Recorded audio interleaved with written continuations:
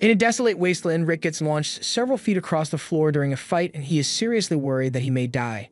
Just then, his mentors emerge from the smoke, and rather than administer some first aid, they praise him for improving so much over the past 2 years of training, so he should have no problem with the E-rank adventurer exams now.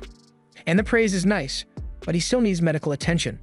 Normally, the adventurers in this world are all young people due to all the strain that it would put on a person's body, but there are still some adults who never give up on their dreams, and that's why Rick is still trying to take the entrance exam. He walks up to the reception desk and asks for his exam ticket to be issued. But while the receptionist is confirming his details, she happens to recognize Rick and excitedly reminds him that used to know each other. Rick doesn't recognize her at first, but he soon recalls that he last saw her 2 years ago. They used to be co-workers, and she was really shocked when Rick resigned from his position out of nowhere, but even more so when she heard that he quit his job to become an adventurer. Rick is a little embarrassed since people in their 30s like him usually wouldn't apply to become adventurers. Normally, you'd start at G-rank in your teens and work your way up to E within a year or two. The receptionist asks what Rick has been up to these past 2 years since she hadn't heard from him at all. So Rick explains that he was pretty much cooped up in the mountains the entire time so that he could train with his mentors. Just then, the guild's usual drunkard walks up to the front desk and starts trying to flirt with the receptionist, but when she tries to decline because she is still obviously working.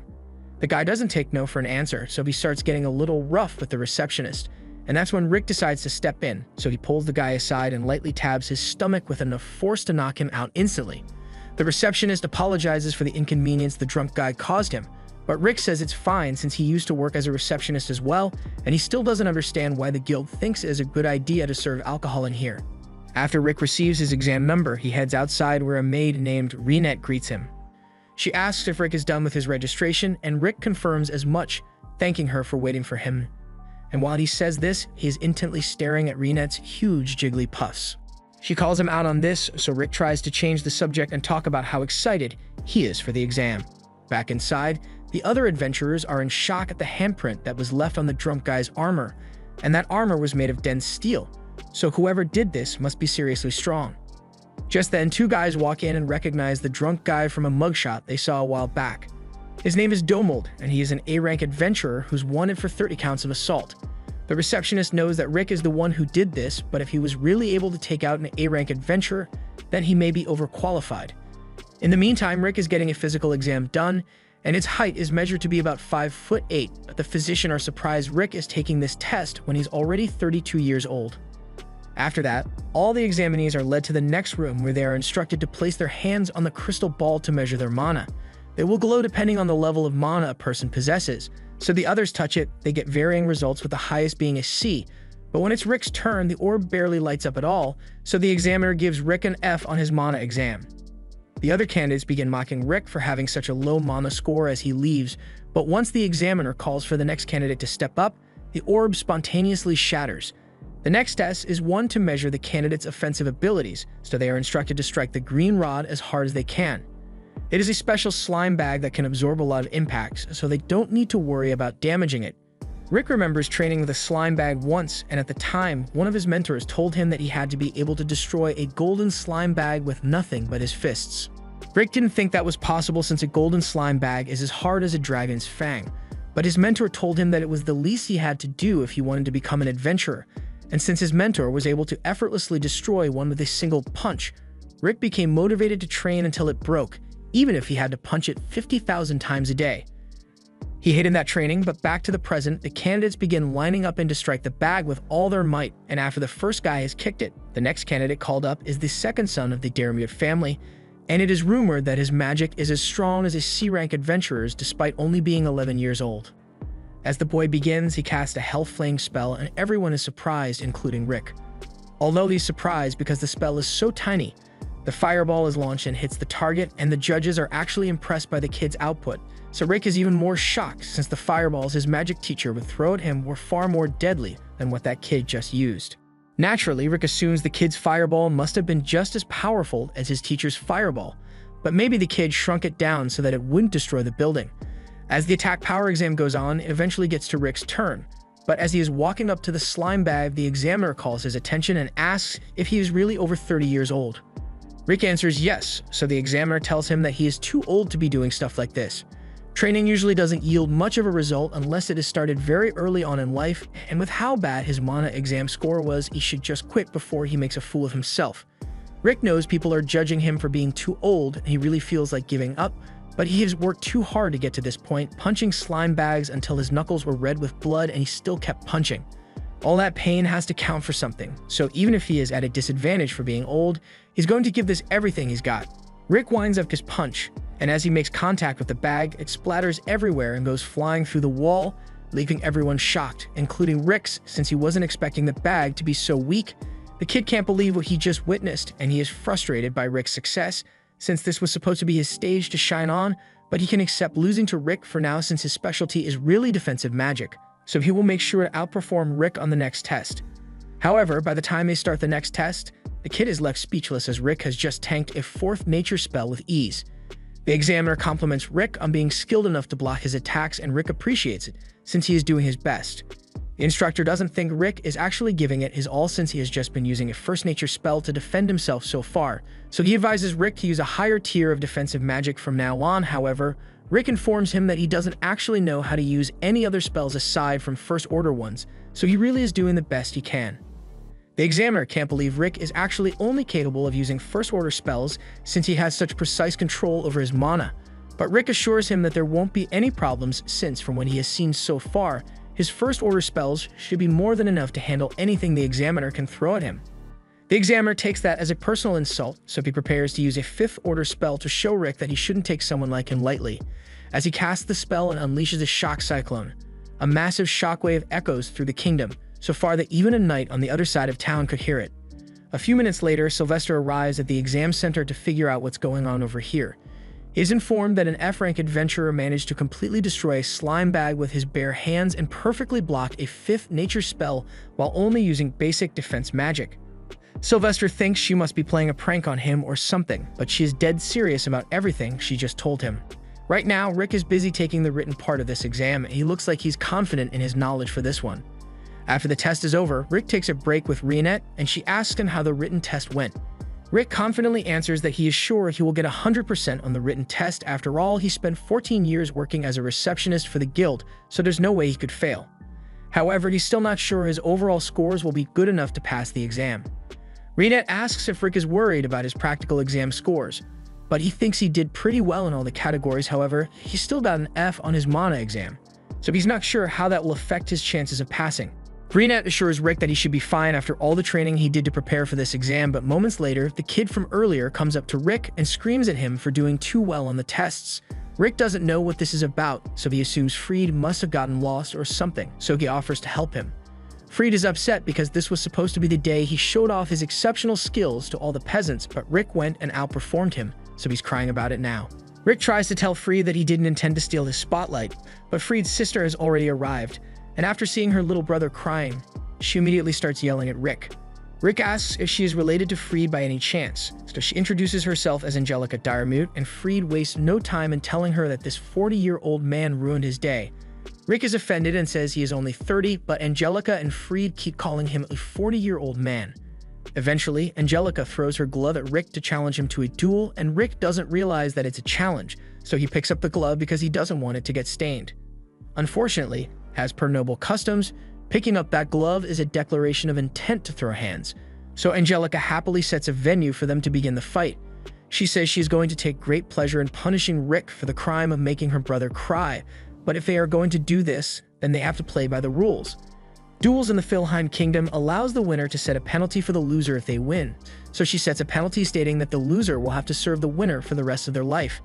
Angelica is apparently a second-class royal knight, but Rick doesn't know how strong a second-class knight is supposed to be, so Rionette gives him some context and explains that a second-class knight would be around B rank. Rick starts freaking out because he knows B rank adventurers are able to take out huge monsters on their own, but Rionette doesn't think it's a big deal and asks Rick to hold back so he doesn't end up killing her. Rick can't imagine holding back against someone at B rank while he is still F rank, since he still has no context for how strong he truly is, so Rionette tells him to just have faith in all the training he has done for the last 2 years. All of a sudden, all the traumatic training montages he had to go through come flooding into his mind, so he ends up throwing up. Rick curses Rionette for making him relive such torture. But she reminds him that if he was able to survive all that, then he shouldn't have a problem handling Angelica. After all, he's a member of the strongest party on the continent, so he should have a little more faith in himself. Rick realizes that she's right, so he gets up to face Angelica with no fear. He is still not sure how well his current level of strength will hold up against a second-class knight, but there's no use worrying about it now. Angelica is confident that she is much stronger than Rick, so she promises to hold back against him so that he doesn't die, and then begins charging up her attack. She then uses Blink Step to dash past Rick, just to show him how fast she is. Her speed has earned her the title of Lightspeed Angelica, and Rick is definitely surprised, but not for the reason she thinks. Angelica says she will now finish him off with her next attack, so she uses Blink Step again. But as she's approaching Rick, he can't believe what he's seeing because Angelica is moving so slow. The power scales must have been high on copium if they thought she was worthy of the Lightspeed title, because she is moving slower than his normal running speed. Rick easily dodges her strike, and Angelica can't believe it since it should be impossible for an F-rank adventurer to keep up with her speed. In fact, only first-class knights have ever managed to react to her speed, so she rationalizes it by saying Rick just got lucky, but she won't let it happen again. She uses Blink Step once more, but in Rick's eyes, she is still moving really slow, so he wonders how she could have possibly made it to B rank like this. He is starting to realize that he may actually be pretty strong, but just as he is getting ready to dodge Angelica's attack, she trips on a rock and briefly unlocks the vertical B-blade attack. Rick can't predict any of the strikes, so he is having trouble dodging, and by the time Angelica finally stops herself, he no longer thinks he can call himself strong because he was completely unprepared for that attack. However, neither was Angelica because she didn't plan any of that. She tries to play it cool and tells Rick she's impressed that he managed to dodge her last attack because she totally meant to do that, but that just means she will have to go even faster to overwhelm him. She uses her special technique, which allows her to move 3 times faster than normal. But even though she is 3 times faster, she is still pretty slow to Rick. However, he chooses not to attack carelessly since he doesn't know what kind of tricks she might have up her sleeve, so he dodges instead, and Angelica is left flabbergasted that Rick can still keep up with her. She can only use that technique 2 more times before she runs out of energy, so she gives it everything she has and goes for one last desperate attack. However, she trips once more, so Rick tries to intercept her with a punch and ends up blowing a hole in the ground. Angelica realizes that she would have died from a punch like that if it had connected, so she is terrified of Rick and questions who he really is. Rick just says he is a former receptionist turned adventurer. He is eager to continue his fight with Angelica, so he climbs out of the hole to face her again, but Angelica immediately surrenders so she doesn't end up getting killed. Rick doesn't understand why she is giving up, but her surrendering makes him the winner, and as per the penalty Angelica set, she now has to serve him for the rest of her life. Angelica had forgotten all about that penalty, so she does the only thing she can think to do and runs away. Rick doesn't really care about the bet, so he doesn't chase after her, and the results of the exam will be coming out soon, so he needs to go back to check if he passed. This is when Reinette tells Rick that the rest of his mentors will be coming to check on him, and Rick starts freaking out because their presence always spells trouble. Rick and Reinette head back to the exam center for now, and they are told that the results will soon be announced through their exam tickets. If you pass, your ticket will glow blue and you will be allowed to move on to the second stage of the exams, but anything else would mean the candidate has failed. Rick is really worried that he might have failed the exam, so Reinette tries to reassure him that he did well on the exam. Rick thinks Reinette is nice for trying to make him feel better, and if he were 10 years younger, he would totally marry her. But she also has her scary side as she threatens to triple his training if he somehow managed to fail. Just then, Rick's card begins to glow, so he picks it up in anticipation, and he is elated to discover that he has successfully passed the first exam. He leaves the hall with Reinette, but as he steps outside, a dreadful stench fills his nostrils. He looks over and sees this rich dude walking straight up to Reinette, and he immediately introduces himself as the eldest son of the Diremute family, Raster Diremute. Rick has had to deal with 2 Diremute family members already, but this time Raster isn't here for Rick, he's here to shoot his shot with Reinette. Rick tries to introduce himself to Raster, but Raster wants nothing to do with a muscular middle-aged man, so he goes back to talking to Reinette and tells her that he is deeply in love with her jugs. Sorry, he meant to say personality, and wants Reinette to come with him so that she can become his second wife. This is where Rick draws the line since he can't lose Reinette to someone like Raster, so he steps in front of Reinette and says she is his girlfriend, so Raster has no right to shoot his shot anymore. Raster looks down and notices that Rick is holding an exam card, which means he must still be F rank, and he finds it hilarious that someone as old as Rick is still at the lowest rank. Rick tries to defend himself by saying Raster is a little too old to be taking the exam as well since he looks like he's at least 25, but Raster just laughs and tells Rick that he isn't here as an examinee. He already passed this test back when he was 14, so he's actually an A-rank adventurer, and he is here as an instructor for the second part of the exam. Believing he has asserted dominance over Rick, Raster turns back to Rionette and asks her if she would like to join him for dinner, but Rionette shuts him down and says the only man she'll go with is Rick, especially with the ungodly amount of perfume Raster sprayed on himself. Raster is enraged and can't accept that he won't be getting Rionette to go with him, so he swears that if he ends up in charge of Rick's exam, that he will make sure Rick suffers as much as possible. And that definitely going to make Rionette love him instead totally. After Raster walks off, Rick prays that he doesn't have to deal with him during the exam, but then he notices that Rionette is still clinging on to him, so he jumps back in embarrassment.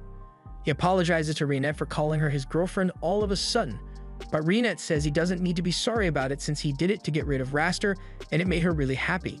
Meanwhile, Raster's stewing in rage because he couldn't get Rionette to be his second wife, and he lost her to a middle-aged man at that. Just then, his two siblings come running up to him and Fried says an old man was messing with him during the exam, while Angelica complains that the same old man beat her in a duel and wanted to make her his servant, even though she is the one who made the bet to begin with. The way they say it makes it sound like they didn't do anything wrong, so Raster is outraged that someone would dare to humiliate his family like this, but when he learns that the one who did this is Rick, he gets a wicked grin on his face because he now has an excuse to get payback. A while later, the mock battles are about to begin, and Rick is really nervous about it. Rionette asks him to make sure he holds back during the exam, but Rick still believes he is weak, so he doesn't understand why he would have to hold back against people who should be stronger than him. And he still has to worry about Raster since it would be terrible if he was the one in charge of his test. Just then, Rick and Rionette bump into a man named Lynx, and he says he will be the one in charge of Rick's exam, and Rick instantly begins celebrating because that's one more thing he doesn't have to worry about. Lynx goes on to say that he is surprised that Rick would want to switch jobs to an adventurer at his age, but it's not like he is saying it's a bad thing. In fact, he believes it is inspiring that Rick still has the determination to work toward his dreams, and he can relate since they are similar in age. Lynx became an adventurer back when he was 24, but in the 20 years since then, he has only been able to achieve B rank. But if he wants to accomplish his goals, he would need to get to A rank. Seeing Rick work so hard has motivated him to do his best as well, and he is excited to test Rick in the upcoming mock battle, but he won't be going easy on him. However, around the corner, we see Raster lurking with devious activity on his mind. As Rick and Lynx part ways, Lynx walks down the dark stairwell, and out of nowhere, Raster shows up behind him with a proposal which doubles as a threat. At the same time, Rick and Rionette are waiting in the locker room, and Rick seems to be in a much better mood than he was earlier, and it's all because he got Lynx as his instructor. However, a moment later, someone comes in to announce that Lynx has mysteriously fallen ill, so he won't be able to act as an instructor anymore. In his place, Raster has been assigned to take over Rick's exam, and Rick starts freaking out. Rionette mentions that Raster must have pulled some illegal strings to get this to happen, and since he is related to Angelica and Fried, he may be holding a grudge against Rick. The other examinees in the room begin talking about how terrible it is to have Raster as your instructor for the exam, and while he may be a dignified member of the Daremyr family, he is also known for how much he enjoys beating up F-rank adventurers. Every single year, he picks a particular adventurer to mess with and does everything in his power to make them fail, which is bad news for Rick since Raster definitely hates his guts right now. Later, as Raster is outside tormenting a random examinee, he fires a barrage of ice blasts and knocks the guy out. But just as he was insulting the examinee for being weak, his fun gets interrupted as he receives a message from the elite guard. Meanwhile, Rick is pacing around inside as it is soon going to be his turn and he doesn't know how he is going to handle Raster. Rionette doesn't understand what Rick is so worried about since he just needs to beat Raster. However, Rick thinks beating Raster is impossible since he is a respected A-rank adventurer, while Rick is only F-rank. He believes he will die if he faces Raster, but if he backs out, he will have to do 3 times his normal training. Rionette gets in front of Rick and asks him if he really isn't confident in his skills. He sincerely believes that he is an inadequate adventurer since he switched to this job too late in life and everyone always tells him that he is too old to do it. But Rionette tells him that he shouldn't let what other people think shake his confidence because all that matters is that she believes in him. Even if Rick can't believe in himself, she wants him to trust her judgment when she says he can win. Rick thanks her for her kind words and says he is feeling much more confident now. Just then, a cloaked boy approaches Rick and offers him a free fortune-telling. He explicitly says there's nothing shady going on here, so despite this whole thing being really suspicious, Rick decides to go along with it. However, just as Rick is about to sit down, Rionette notices a magic circle on the chair, so she tries to warn Rick that it's a trap, but she ends up being too late as Rick is teleported away in an instant. After that, the boy removes his cloak and reveals that he is actually freed, and he is quite pleased with himself for being able to trick Rick into falling for his trap. However, he should have thought of a plan to teleport himself away as well, since Reinette is severely pissed and blows a hole through the wall while holding him by the collar. She asks Freed where Rick has been teleported to, and Freed refuses to tell her initially. But after a non-consensual eyelash trim and the threat of some eye poking, Freed tells her that his teleportation magic can only send someone 100 meters away at most, so Rick is still nearby.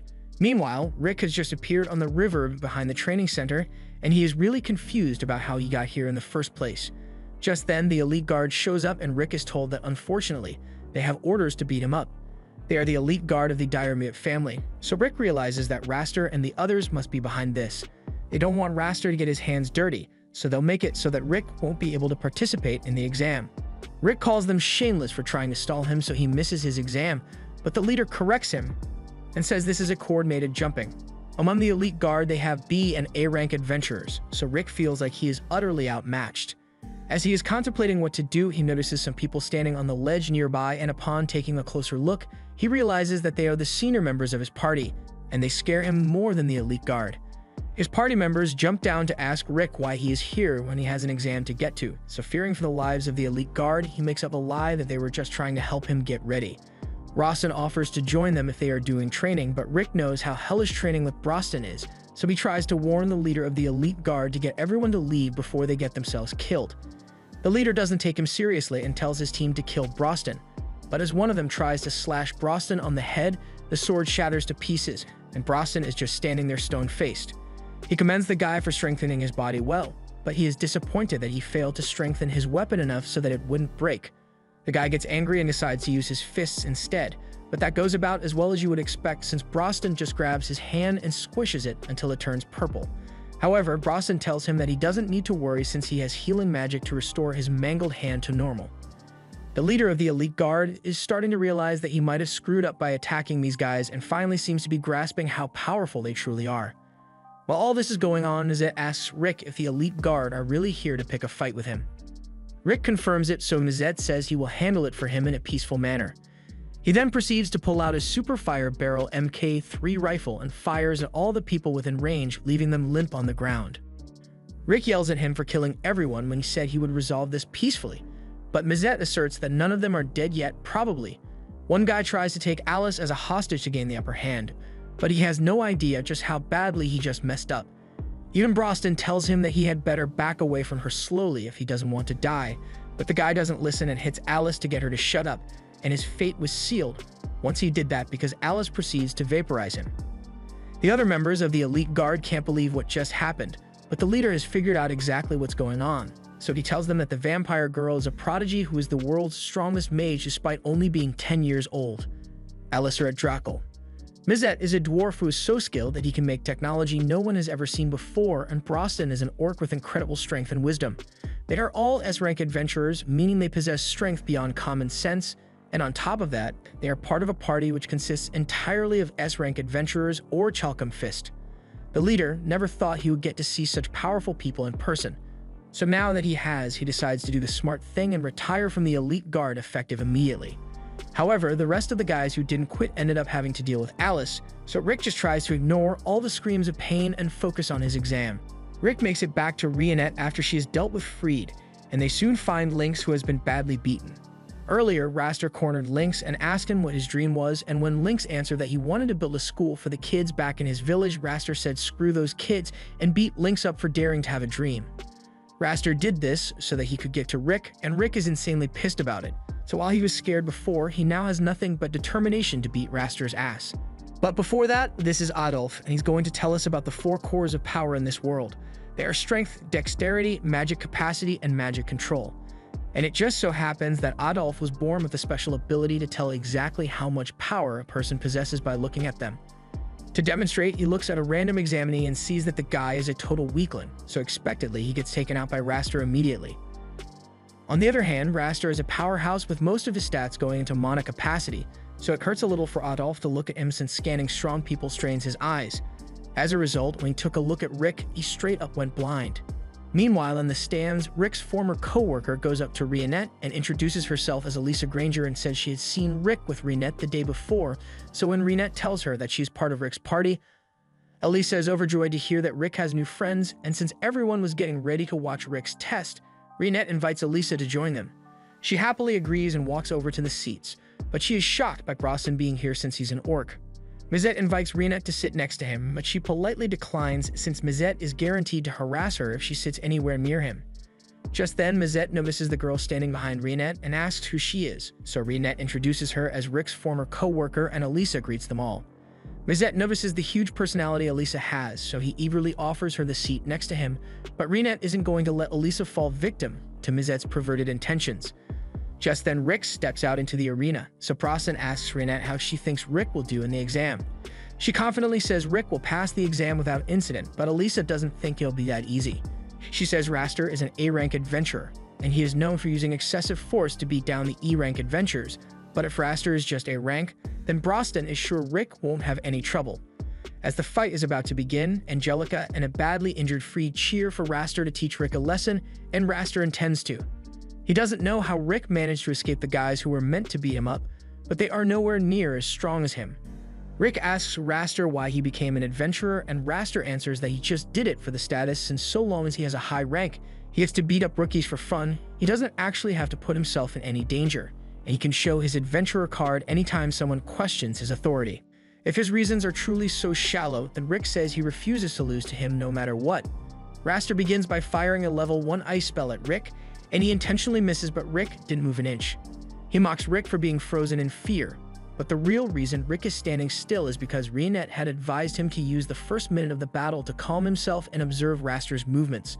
Raster is getting ready to attack Rick for real this time, so he casts a level 3 fire spell at Rick, and Rick is impressed by Raster casting such a spell so quickly, but he has to keep observing so he can't dodge it. The fire blast hits Rick head-on, and while Elisa is really worried about him, Rick turns out to be perfectly fine. Brosnan tells Elisa that Rick is strong enough that a blast like that has no chance of damaging him. He explains that of the 4 cores of power, mana capacity must be trained from an early age, otherwise one loses all hope of growing in that category. It usually has a limit of about 20, so since Rick became an adventurer at the age of 30, his mana capacity is really low, which is why he puts so much effort into training the other areas. Brosnan trained him in physical strength and had Rick do things like running between villages, but with giant 100-kilogram ankle weights attached and venomous snakes that chased him through the forest. Brosnan did everything he could to build up Rick's strength, and Mizette trained him in mana control, and it's honestly surprising that Mizette didn't give up on teaching halfway through since he never liked working. But when it came to Rick, he wanted to make sure that Rick could put up some good magical defenses, otherwise he would have been a pile of ash by now. He also says Rionette was the one who trained Rick in dexterity, and this comes as a shock to Elisa since she thought Rionette was a maid, but Rionette just enjoys wearing maid outfits for fun. Rick put everything he has into learning from them, so he already possesses the power of an S-rank adventurer, although he doesn't realize it since Brosnan kept gaslighting him into thinking F-rank adventurers were much stronger than him. As Raster is about to cast another spell, he begins insulting Rick and Lynx for being too old to stick around in the adventurer business. And as he says this, he throws every elemental attack in his skill tree at Rick. By the time he's done, he believes Rick must be dead or at least severely injured, but to his and his siblings' horror, Rick survived all of that without a single scratch. Raster is starting to get annoyed by how resilient Rick is, so he decides that he will finish Rick off with his bare hands. He casts a strengthening spell on his hands and feet before rushing in to attack Rick, but as he throws a punch, Rick counters with a punch of his own and blows Raster back. Rionette's advice really paid off since Rick has watched Raster for long enough that he now sees the truth. While Raster does have a larger mana capacity than him, that's all he has. He never took the time or effort to truly refine his powers, so he has the potential to be stronger than Rick. But as of this moment, Rick understands that he is stronger than Raster. Raster tries to pass off Rick's successful counterpunch as a fluke, so he's going to get serious and cast a full incantation spell to take Rick out. But while his spell looked pretty impressive, Rick was able to block it with one hand and even insults Raster for his sloppy spell execution. Elisa doesn't understand how Rick could possibly block a spell of that level with his low mana capacity. So Mizette explains that Rick learned to have great control over his mana use, so even though Raster has more mana, Rick can use 100,000 times less mana to match Raster's spell casting. Raster's confidence is starting to falter, so he tries one last attack to prove that he's stronger, but Rick is far too fast for him and delivers a punch that forces Raster to use Iron Body defense magic. By this point, Raster has realized that Rick possesses far more power than the average E rank, but he still claims that he has just been getting lucky with his attacks up to this point. But Rick isn't falling for any more gaslighting. He knows that everything up till now has been a result of his strength, and on top of that, Rick didn't even use any strengthening magic, yet he was able to overpower Raster after he used it to attack. Raster realizes he can't bluff his way out of this, so he asks Rick how he managed to become so strong when he possesses very little mana, but Rick feels insulted that Raster thinks he used some cheap trick. He was thrown into a dragon's lair and wasn't allowed to leave until he defeated it. He got blasted over and over with extremely powerful explosions, and then he was forced to swim through a swamp of monster goo until he choked on it. Elisa can't believe Rick survived all that, but in reality, Rick didn't survive, but since Broston's healing magic is so powerful, as long as it was applied quickly, no matter how many times Rick ended up dying, they always brought him back to life. That's how he managed to exceed his physical limitations. And it is honestly surprising how well Rick handled it, since none of them had any regard for his safety, so if Mazette lushed him off a cliff for training and he died, they just called Broston to heal him. The same thing happened with Alice's training and Rionette's training, leading to several life-ending injuries. Raster doesn't believe any of it, though, since even if there was a way for Rick to train like that, what reason would he have to willingly put himself through hell like that? Rick says he has a dream of eventually killing the world's strongest monster, Kaiser Alcippide. Raster begins laughing at Rick because he thinks the monster is nothing more than an old story, but in truth, the monster is very real, and the main goal of the Orichalcum party is to one day eliminate it. Raster doesn't believe the monster exists and calls Rick dumb for believing in a children's story, but Rick doesn't care if Raster doesn't believe him, since his mission has nothing to do with him. Raster is tired of listening to Rick's stories, so he says he will now end this fight once and for all and uses a level 7 binding spell to hold Rick in place. He then begins the chant for the strongest spell he has available, the level 8 Yggdrasil Vine Mech. With this, Raster believes the fight has been won, since there's no way Rick would be able to overpower a spell this powerful. However, Rick begins charging up a level 1 air shot to fight back. Raster laughs at him and says a mere level 1 spell could never beat his level 8 spell. Yet Rick is still completely confident that his air shot will be enough to punch through Raster's Vine Mech, and that's because Raster has used this spell a handful of times at most, so he hasn't refined it to its utmost capabilities. On the other hand, Rick has used his air shot over 100 million times already, so he has learned how to unleash its full potential. No one believes Rick's claim of using the spell 100 million times, since it is physically impossible to have done that in only 2 years, but Broston assures Elisa that Rick is telling the truth, although he needed space-time magic to make it possible. Raster still doesn't believe it though, so he gets ready to smash Rick into the ground and finish this. But as he gets ready to punch, Rick effortlessly snaps the binds on his arms and legs and clashes with Raster. Raster is certain that he has won now that he has landed his attack, but then his mech started crumbling from Rick's power, before finally being shattered to pieces and sending Raster flying off into the stands, and he is still alive, but his pride definitely isn't. Hardly anyone can believe what they just saw, as an F-rank adventurer just defeated an A-rank, although Rick's friends totally expected this outcome. After Rick returns to the locker room, the other go to meet him and congratulate him on winning his fight, especially Elisa, who is really impressed by how strong he has gotten. Rick finally understands that he is really strong, and he doesn't know why he didn't realize it sooner, but he thanks his friends for training him so well. They tell them there's no need to thank them so formally, and instead they should all go out to celebrate at a bar. But before that, Rick hears the voices of Raster and his siblings entering the room, and Raster is clearly feeling the pain from Rick's punch, but he refuses to get treated for it. As Rick sees him, he starts telling Raster that there's a reason he lost the match today. Raster doesn't want to hear any mockery from Rick, but Rick is trying to give him some genuine advice, so he tells Raster that while he was training, he limited the number of techniques he would use in order to master them fully, so if Raster wishes to grow stronger, he should refine a single technique until he tells like he's going to die, but he doesn't have to follow the advice if he doesn't want to. Rick says he has high hopes for Raster's future as an adventurer, and it looks like Raster has finally learned some humility, since he silently walks past Rick and tells him that when the time comes for Rick's next promotion exam, Raster will make sure he is strong enough so that he doesn't lose a second time. Raster then leaves and his siblings follow after him, but before leaving, Angelica lowers her head to apologize for all the trouble she caused Rick, and then she helps Raster walk out. After that, the E-rank exams have officially concluded, so an announcement is made for the candidates who passed.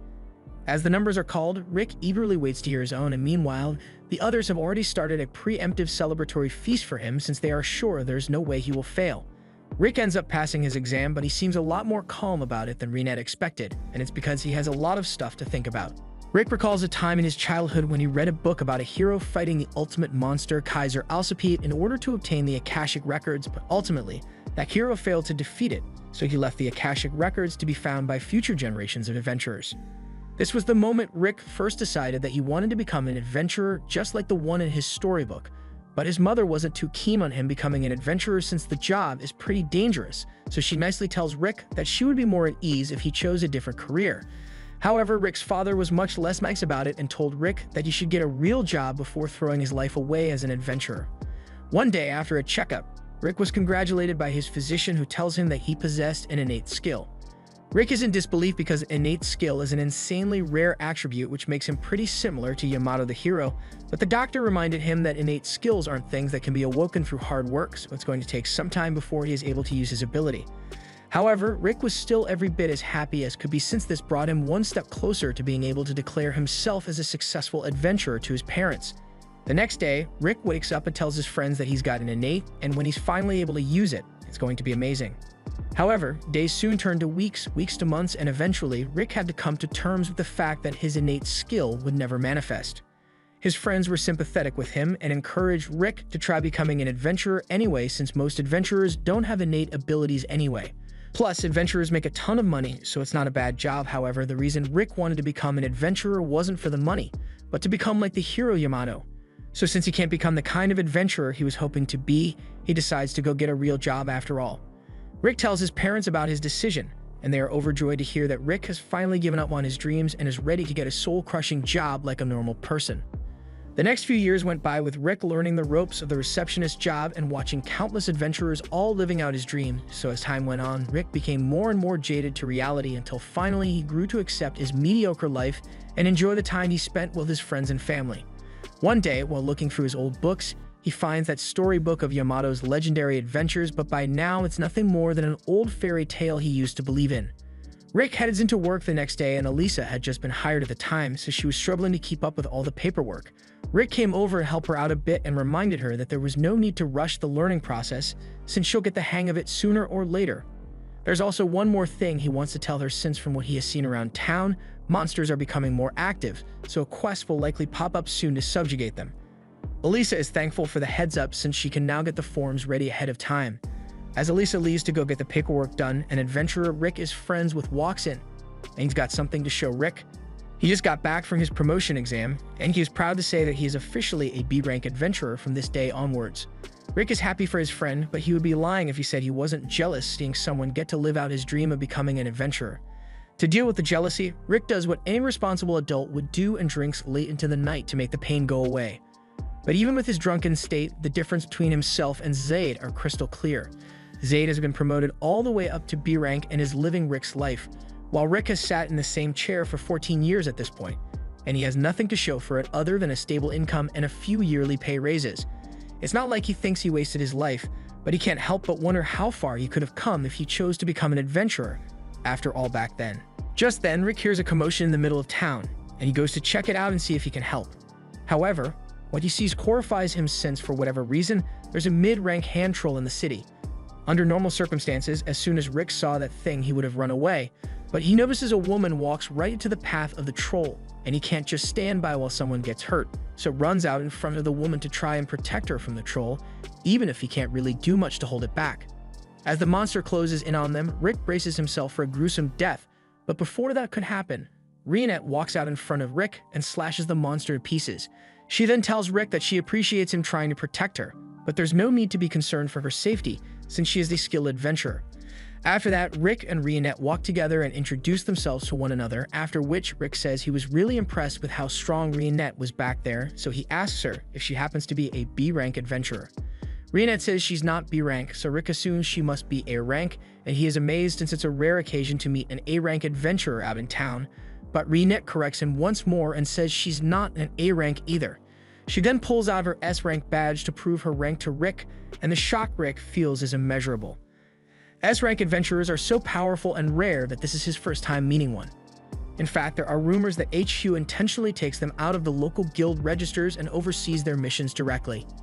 He can't believe he gets to meet such a legendary adventurer, but since she's here, he says he has a weird question to ask. So he pleads with Rinette not to laugh at him. Rinette assures him that she hasn't laughed even once in the 9 years after her 8th birthday, but Rick isn't sure if she should be proud of that. Moving on, Rick tells Rinette about the dream he had when he was younger to become an adventurer and eventually defeat Kaiser Alcipiat, so he wants to know if she thinks he could still achieve his dream if he tried becoming an adventurer today, even though he's already 30. After seeing how Rick acted when he thought she was in danger, she is sure that he possesses the courage necessary to become an adventurer. But Rick must be aware of the importance of mana reserves to adventurers. Rick says he is aware that mana reserves are hard to develop unless it is done during your youth, but difficult is an understatement as Rinette believes it is practically impossible to build your mana reserves once you grow older.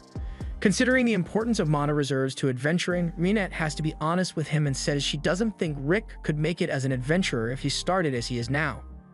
Rick was already expecting an answer like that, but it still hurts to hear. At the very least, he finds closure in the fact that it was an S-rank adventurer who broke the news to him, so there's nothing left to do but give up on his dreams and settle into his ordinary life. Rinette apologizes if she made Rick feel bad, but he says it's fine since he appreciates her honesty. Plus, it's not every day he gets to meet a lady as pretty as her, so he even invites her to grab a meal with him sometime. Although he was only joking, Rinette immediately agrees to his dinner invitation and offers to meet him tomorrow for their date. The next day, Rick is in a really good mood, so he wants to work even harder than usual today.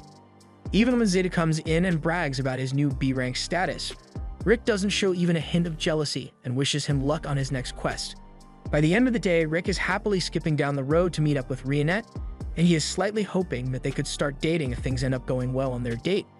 But then he hears people screaming that monsters are attacking, so unfortunately, his date plans are ruined. Since Rinette was supposed to meet him nearby, Rick assumes she must already be fighting the monsters, so he rushes to check on her, although she seems to be doing alright on her own. There are a lot of monsters approaching, so Rinette asks Rick to stand back while she handles this and he lets her do her things. Moments later, the battlefield is covered with hundreds of monster chunks and Rinette looks like she's barely even warmed up, but all of a sudden, she senses something that gives her flashbacks to the death of everyone she loved, and the trauma makes her fall to her knees. A monster happens to show up right as Rinette is having a panic attack and Rick isn't equipped to defend her, but luckily, Zaid steps in at the last second and saves them both. Rick is thankful, but he also doesn't know why Zaid is here in the first place. Just then, 2 other adventurers show up to help as well, and Zaid tells Rick that the guild put out an emergency quest to subjugate these monsters, so they all rushed over to help. And since they are here now, Rick should hurry up and get his date to safety while they handle the rest of the monsters. While the adventurers are fighting the monsters, Rick realizes that he is still as jealous of them as he has always been. After Rinette regains some of her composure, she warns Rick that it's dangerous for him to be here. Rick tries to reassure her that the B-rank adventurers will be able to handle the rest of the monsters, but Rinette says they won't be strong enough to handle what's coming. She tells Rick that there's a dragon nearby and she won't be able to fight it due to years of unaddressed trauma that causes her to lose control of the magic within her body whenever she senses a dragon. Rick doesn't believe a dragon would appear all the way out here, but in the next moment, something flies overhead, and as Rick looks up, he spots the dragon Rinette was talking about. It makes no sense for a dragon to show up in a human town. According to the guild's recommendations, if an adventurer lower than A rank ends up encountering a dragon, the only thing they can do is stand still and pray that the dragon leaves on its own. And no matter what, no one should attack the dragon first, but the magician gets scared and does exactly what the rules said not to do, leading to the entire B-rank group getting decimated.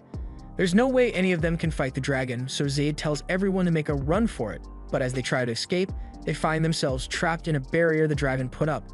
It looks like the dragon doesn't intend to let any of them here alive, and they stand no chance against it, but Rick begins walking straight up to the dragon. Zaid tells him to stop since there's nothing he can do to the dragon as a receptionist, but the way Rick sees it, if he's going to die anyway, he might as well face death head-on and die as an adventurer would. Rick thought he would feel better if he gave up on his dream of being an adventurer, but he still feels the fire inside pushing him to work towards that goal. He picks up a rock and throws it at the dragon, and it does absolutely nothing, but Rick's bravery motivates the other adventurers to try their best as well, even if they know they'll lose in the end. They all begin throwing every attack they have at the dragon, but it doesn't do much other than provoke the dragon into using its fire breath. Zaid realizes this is probably going to be bad, so he uses his iron body skill to protect everyone, and while it allows them to survive, they still suffer a considerable amount of damage from it. But from the flaming rubble, Rick gets up and walks straight over to the dragon, claiming that he will make his dream come true no matter what it takes. The dragon uses its foot to squish Rick, but on the verge of death, Rick's dormant innate skill awakens, giving him the power necessary to survive being stepped on and push the dragon away with ease. The amount of magic flowing from his body is so potent that it is actually visible, and Rick realizes that this must be his innate skill. So while he wishes it awakened earlier, it's better late than never. Now that he has the power necessary to fight back, Rick is a lot more confident about facing the dragon. So as it fires another blast at him, he stretches his hand out and blocks the fire with his magical energy. And when he finally gets the chance to counterattack, Rick unleashes a punch that carves a hole straight through the dragon's body, killing it in an instant. Once it's all over, Rick goes back to normal and collapses to the ground, and by the time he wakes up, he's in a hospital bed and in great physical pain. Renet is there as well and informs Rick that he overloaded every single magic circuit in his body during the fight with the dragon, so by all accounts, he should already be dead. He's been unconscious for about a week, and the entire time Renet has been waiting by his bedside because she wants to personally invite Rick to join the party she's a part of Orichalcum Fist. The party's goal is to defeat Kaiser Alcipiat just like Rick, and after seeing Rick fight on courage alone, even when he didn't have the power to win, gives her the confidence to say that Rick can grow stronger and fight alongside the S-Rank party and become an adventurer. This was the first time anyone ever supported the idea of Rick becoming an adventurer, so he is moved to tears by Renet's faith in him. That leads us back to the present where Rick has just officially passed his E-Rank exam, so for the first time in his life he can say that he is an adventurer. After Rick's exam results were announced, he was to pay a visit to Lynx, who is currently recovering in the hospital. He congratulates Rick on passing the exam and asks if he is still willing to go get those drinks they had talked about earlier. Rick is happy to hang out with Lynx, but as soon as Lynx mentions wanting to come to visit Rick at home, Rick's face contorts like never before. He tries to convince Lynx, but since Lynx was so insistent, Rick gave him some directions and told him to wear his strongest set of armor if he wanted to survive. At first, Lynx didn't understand why Rick was making such a fuss about someone coming over, but as he arrives at the address he was given, he realizes that Rick literally lives in a demon lord's castle. As he gets to the front door, he rings the bell and Rick comes out to meet him. The inside of the castle is a lot nicer than Lynx expected, and as they enter, Rick apologizes for Lynx having to come all the way out here. Lynx says it's fine since he didn't even run into any monsters along the way, and Rick explains that monsters never come anywhere near the castle, but that gets Lynx wondering why he had to wear armor if that's the case. Rick says it's for Lynx's protection, but not necessarily from monsters. They enter the mansion and Renet is there to greet Lynx, and Lynx returns the greeting while thanking her for her help earlier. Just then, Alice comes walking down the stairs and she's so excited to see Rick that she fires a massive lightning spell straight at Lynx. Now Lynx would be guaranteed to die if that lightning bolt actually hit him, but luckily Rick was there to swat him away, so the only damage done is a hole in the wall. Rick then scolds Alice for using magic in the castle, after he specifically told her not to, but Alice complains that Rick hasn't played with her for a while now, so she was getting bored. Since Alice doesn't seem to feel sorry for her actions at all, Renet steps in and says that as punishment for her reckless use of magic, the repair costs for that wall are going to be taken out of Alice's food budget.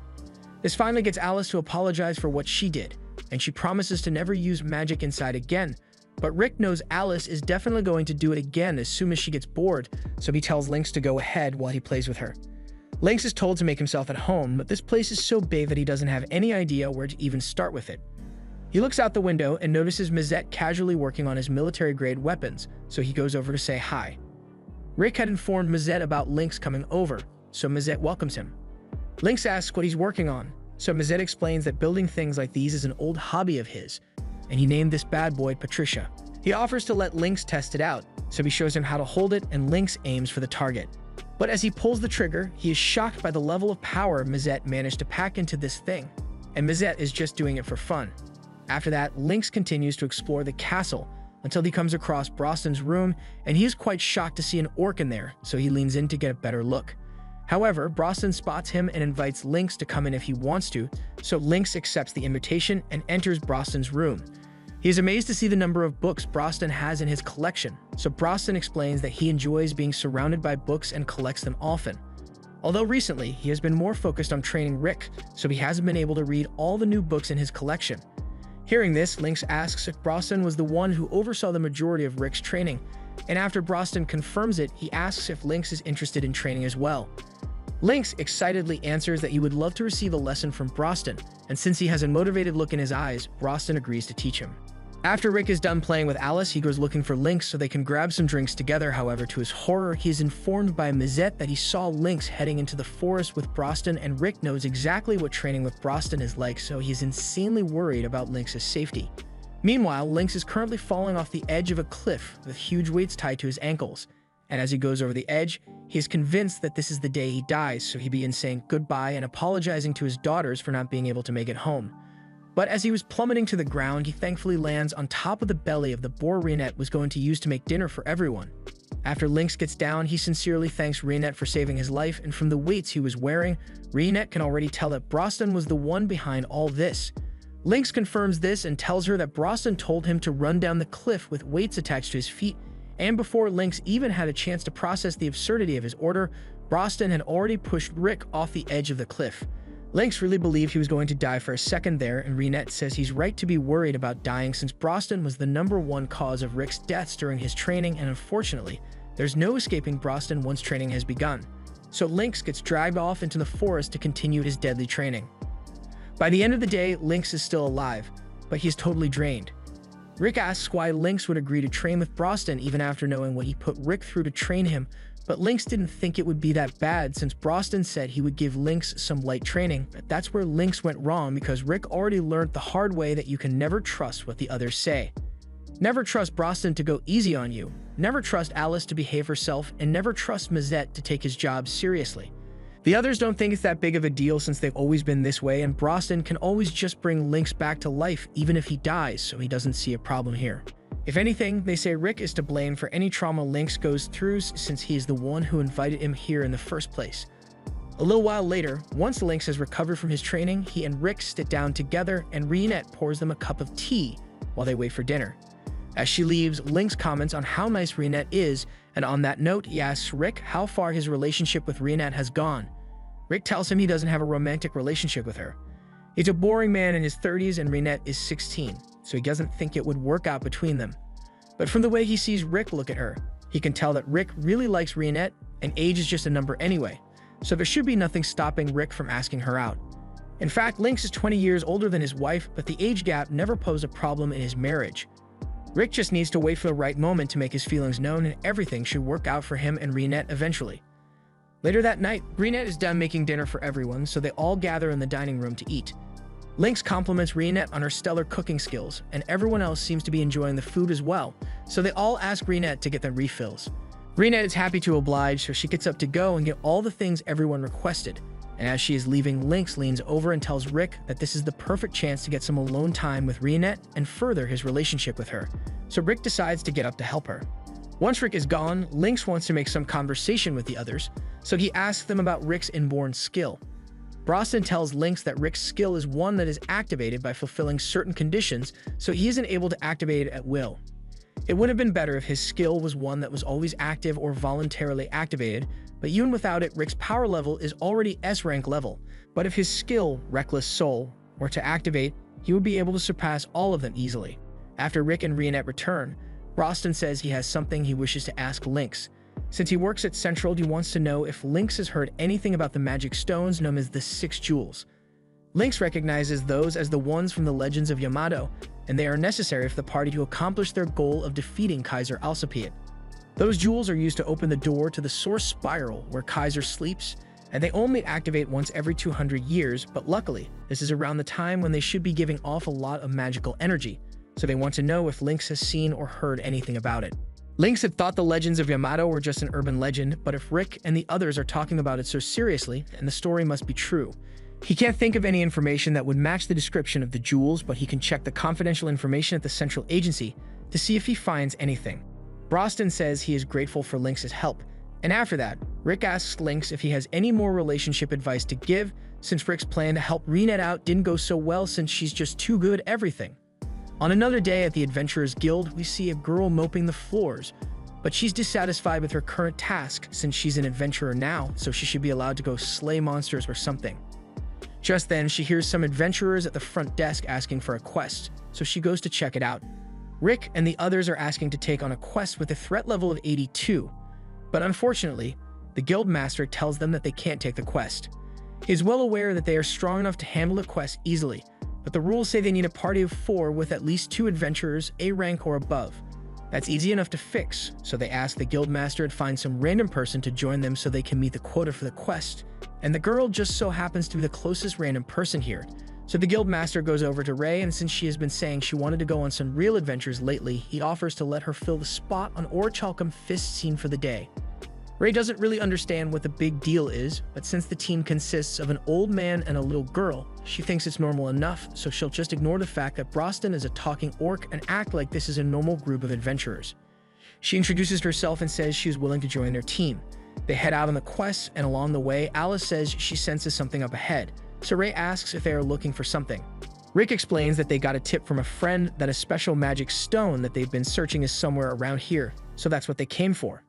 As soon as Ray hears Rick mention a magic stone, she starts wondering how much they could sell it for, and while it is probably incredibly valuable, they don't intend to sell it since it can be really dangerous in the wrong hands and can even attract monsters. Ray says she's not worried since she is strong enough to defeat any monsters that attack. She says is only F rank right now, but in no time she'll be all the way up to A rank. She asks Rick what his rank is, so Rick tells her that he just got promoted to E rank recently. And while Ray doesn't say anything out loud, she internally calls Rick an old loser for still being E rank at his age. A little while later, Alice spots a wyvern, which is exactly what they were hoping to find, and Ray starts freaking out since wyverns are insanely powerful, but Broston just walks up to the wyvern and bitch slaps it away. He intentionally chose not to kill it so it would call for backup, but that makes Ray freak out even more since a swarm of wyverns is basically a death sentence to an adventurer. Broston is getting sick of all her complaining, so he asks Rick to take Ray and go somewhere else for now, so Rick leads her out of the forest. Along the way, Ray begins talking about how crazy it was for Broston to intentionally attract the attention of all those wyverns, but a couple seconds later, wyvern corpses begin crashing to the ground as Broston and Alice start slaughtering them. Ray is dumbfounded by what she sees, and while she is stunned, she nearly gets taken out by a red wyvern, so Rick pulls her to safety. A red wyvern is so tough that even A-rank adventurers struggle to defeat one. So Ray thinks they need to get out of there since she's F rank and Rick is E rank. But Rick just walks up to the wyvern and blows its head clean off his body with one punch, leaving Ray stunned once more. By the next day, Ray is deep in thought over what happened to her yesterday, and the guildmaster is glad to see she made it out alive. He tells her that Orichalcum Fist is the strongest party in the continent, and it is made up of adventurers who are all S-rank level. The whole experience has motivated Ray to train hard until she can eventually get to S rank, so she hands her broom to the guild master so she can start training immediately. But sweeping the floors is kind of her job, so guild master is not happy. Meanwhile, after returning from the wyvern hunt, Rick and the others were able to retrieve one of the jewels from the wyvern's den. And with it, Mizet is able to use magic to pin the location of the next jewel they need to find, and it looks like it's located in Heractopia, a large city known for its colosseums and strong fighters. 400 years ago, in a land mostly comprised of desert, a king named Alexander Heractopia built a colosseum where strong fighters could gather and face each other in battle. The king himself also participated in battles, and over the years he became the undefeated champion, with 10,000 victories and no losses. The popularity of the Colosseum gave rise to the Kingdom of Heractopia, and now the King Alexander Heractopia is immortalized as the kingdom's founder. Broston wishes he could have gotten to spar with Alexander at least once before he died. But if that happened, the whole kingdom would likely be blown away in the process. In Heractopia, being a fighter is a popular profession, but while Broston would love to learn more about this place, he thinks it would be a good idea to start looking for the item they came here for. The others agree, so they all start looking around together, but whenever they try to ask someone for information, the person gets scared because of Broston and runs away. They aren't going to make any progress like this, so Rick suggests that they could go to Town Hall instead to see if they can find some useful info there.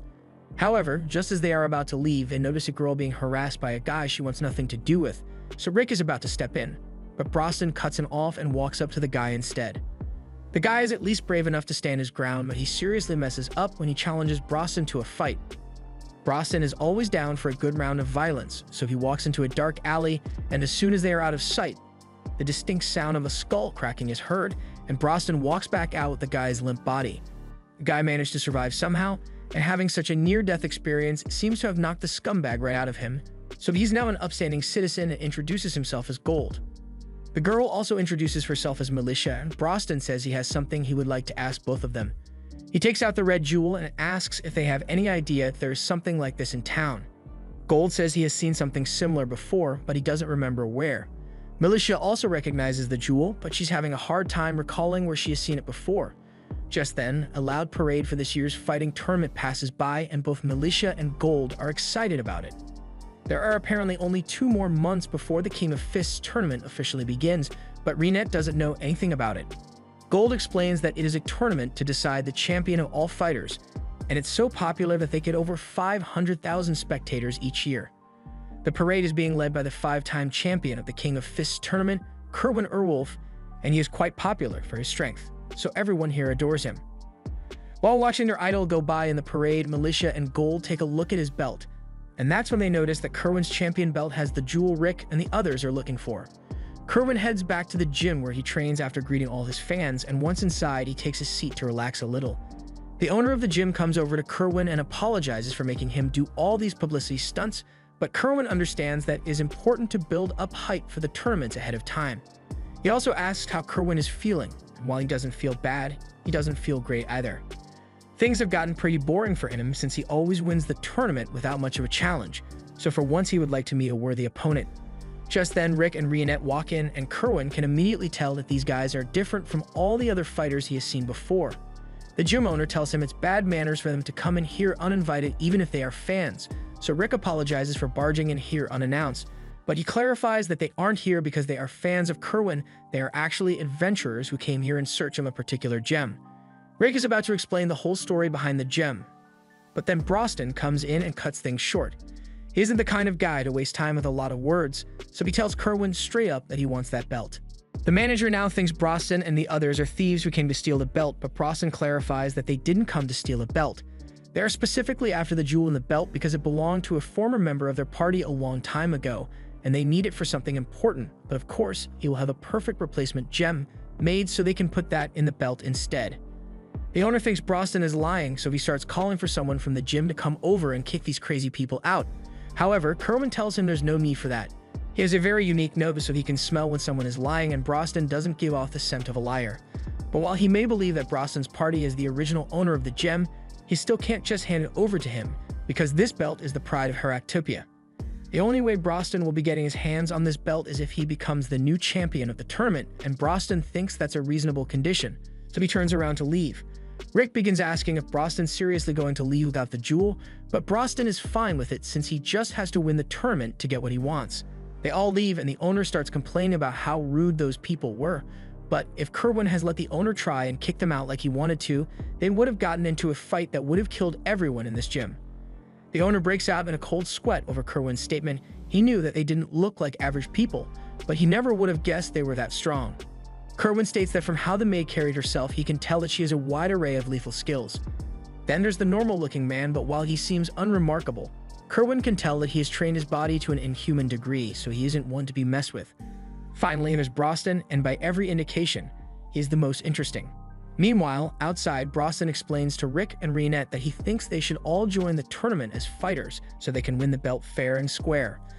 In order to enter the tournament, one must first pass the preliminaries held in the east and west of the kingdom, after which you need to win another match among those who qualified from the preliminaries, and that's when you are finally allowed to participate in the tournament. Broston says you will apply through the eastern gate, while Rick and Renette can enter through the western gate, so they'll all be in different tournament brackets. Rick and Renette are fine with the plan, but they ask Broston if he will be really okay getting around town by himself, but there's no need to worry since Broston already got Gold to agree to guide him around town. In order to register for the preliminaries, Rick and Renette are going to need to pass a test first, which is a lot like the promotion exams at the Adventurers Guild. As Rick enters the arena for his test, he's informed that he will be required to fight a mock battle to gauge his strength. His opponent will be one of the newly recruited fighters from the previous batch. Rick asks if his opponent is going to be strong, so the examiner checks the forms and tells him that the girl he is going to be fighting has won every match up till now, but whether Rick wins or loses, he will still pass the exam as long as he meets certain criteria. All of a sudden, the doors swing wide open and a very familiar voice begins to introduce herself. She confidently declares that because of her speed, people have started calling her the Flash, so whoever is up against her next has better watch out. However, her confidence goes down the drain completely as soon as she recognizes Rick. Angelica asks why Rick is here, but he could easily ask her the same question. He's also a bit worried about me and Raster here since it would be awkward after what happened last time, but Angelica tells him that her siblings aren't here with her, so Rick doesn't have to worry. With that said, she knows how powerful Rick is, so it's terrible luck that she has to face him in a mock battle. Even if a loss won't really have any consequences, she has an undefeated streak going, so she would like to keep it going. To do this, she decides to go all out from the start against Rick in hopes of overwhelming him with her speed, but as she tries to attack, she falls flat on the ground. She thinks she must have tripped since she is so nervous, so she gets back up and prepares to dash at Rick again. However, the same thing happens, so she realizes that she isn't falling because she is nervous. She is falling because Rick is doing something. Rick looks down at Angelica and asks her what she thinks of the new skill he has been practicing over the last few months. After realizing how strong he had gotten, Rick didn't want to risk hurting the people around him if he ever got into a fight, so he developed the 8 secret arts of going easy, and right now he is using the first art, which is basically constant leg sweeps. This is really effective because leg sweeps demoralize and incapacitate opponents as they fail to get up, and it barely does any damage. Angelica thinks it's insulting, but Rick points out that she hasn't been hurt because of the leg sweeps. Even if Rick is only doing leg sweeps, he is doing them at a speed that Angelica can't keep track of, even with her exceptional speed. It would normally be impossible to pull something like that off, but after the stuff she has seen Rick do, she isn't surprised that he can manage it. She thinks the best course of action would be to keep her distance from Rick, but as she tries to back away, she still gets her legs squeaked again. She still isn't willing to give up yet, and Rick is impressed by her will to keep going, so he says he will fight her seriously from now on. But as soon as he said that, Angelica gave up because she's not stupid. Rick is a little disappointed that things ended so abruptly, but his victory means he is now recognized as a fighter and can compete in the preliminaries. However, before he can head over to register for the preliminaries, Angelica comes running up and asks him one more time why he had to come here. She starts crying because it's not fair how Rick pounds her into submission all the time. But with how she phrased it, Rick is worried that Reinette might misunderstand, so suggests they all get something to eat so they can talk things out. They later go to a restaurant, and it just so happens that Melicia's parents own the place, so she's happy to hook Rick and Reinette up with some freebies. Rick tells her he appreciates it, but before she leaves, she asks if Brosnan will be coming here as well because she kinda has a thing for him. Unfortunately, Rick tells her that Brosnan is registering on the eastern side of town, so they won't be seeing him for a while. Melicia is a bit disappointed, so she leaves, and once the three are alone, Angelica asks Rick why he decided to come here. Rick says he is thinking about winning the tournament, and Angelica can't believe he is talking about winning the tournament so casually. Rick then asks her why she came here since he didn't think a knight like her would be willing to give up on her sword and fight with her fist. Angelica says she has her reasons for wanting to be here, and Rick asks if she plans on entering the tournament, to which she answers yes. Since she will be participating, Rick feels motivated to give it his all in the tournament as well, but this surprises her since she thought Rick was planning to compete in next year's tournament. She tells him that in order to qualify for the preliminaries, you need to have won at least 40 matches against other random fighters, and it's a very exhausting process, so most people average about 10 matches per month. With that said, there's only a week left before the preliminaries start, so there's no way Rick will have enough time to fight all those matches without getting exhausted. But Rick tells her that he already requested 10 matches per day for the next 4 days. The next day, Rick heads to the arena to begin his series of matches, and his first opponent is a guy called Grit, but the coordinator warns Rick that Grit is rumored to be cheating by using a weapon, although they never managed to prove it. In the arena, Rick comes face to face with Grit, and the guy looks really shady, but Rick can't see any weapons, so he's sure it'll be fine. As the match is set to begin, Grit pulls out an impact stone he had hidden in his shoe. Impact stones increase the power of a punch dozens of times over, so as Grit punches Rick, the giant dust cloud is kicked up, but by the time things settle down, the only one injured is Grit, who now has 2 new elbows. Grit doesn't understand what went wrong since he was able to shatter boulders easily with the impact stone, but now that he has had his turn, Rick gets ready to attack using his secret art of going easy, so he throws a punch and misses intentionally so that the air force from the punch would knock him out instead, and this way, Grit won't suffer any fatal injuries. Everyone is left in shock at what they just witnessed, but with that, Rick's first match has come to an end, and it looks like the Tournament of Fists is going to be a real sight to behold this year. Rick and Reinette later go to watch one of Angelica's matches, and Angelica lives up to her title of the Flash by swiftly defeating her opponent after kicking him straight into a wall. After the match, Rick and Reinette congratulate her for successfully winning her 40th match, meaning she has officially met the requirements for to qualify for the preliminaries. Seeing her complete her matches motivates Rick even more to do well in all his matches, But Angelica still can't wrap her head around the fact that Rick wants to complete 40 matches in the span of 4 days. Rick still doesn't see what's so difficult about it. So Angelica points out that you are only allowed to register for 1 match per day at any given venue. And while there are more than 10 venues in Heractopia, some of them are really remote, even as far as 100 kilometers from any other venues, so traveling between venues in time for his matches should be practically impossible. However, Rick cuts off Angelica's explanation because he says he has a match over at the Green Hill venue soon. Angelica yells that there's no way he's going to make it there in time because that venue is over 30 kilometers away and even the fastest carriage won't be able to make it there in time. But Rick never said anything about taking a carriage. He's in a hurry here, so it's faster for him to just run. Angelica thinks that's a crazy idea, but as Rick takes a step and disappears into a dust cloud from his speed, she realizes that she doesn't deserve to be called the Flash anymore if Rick is this fast.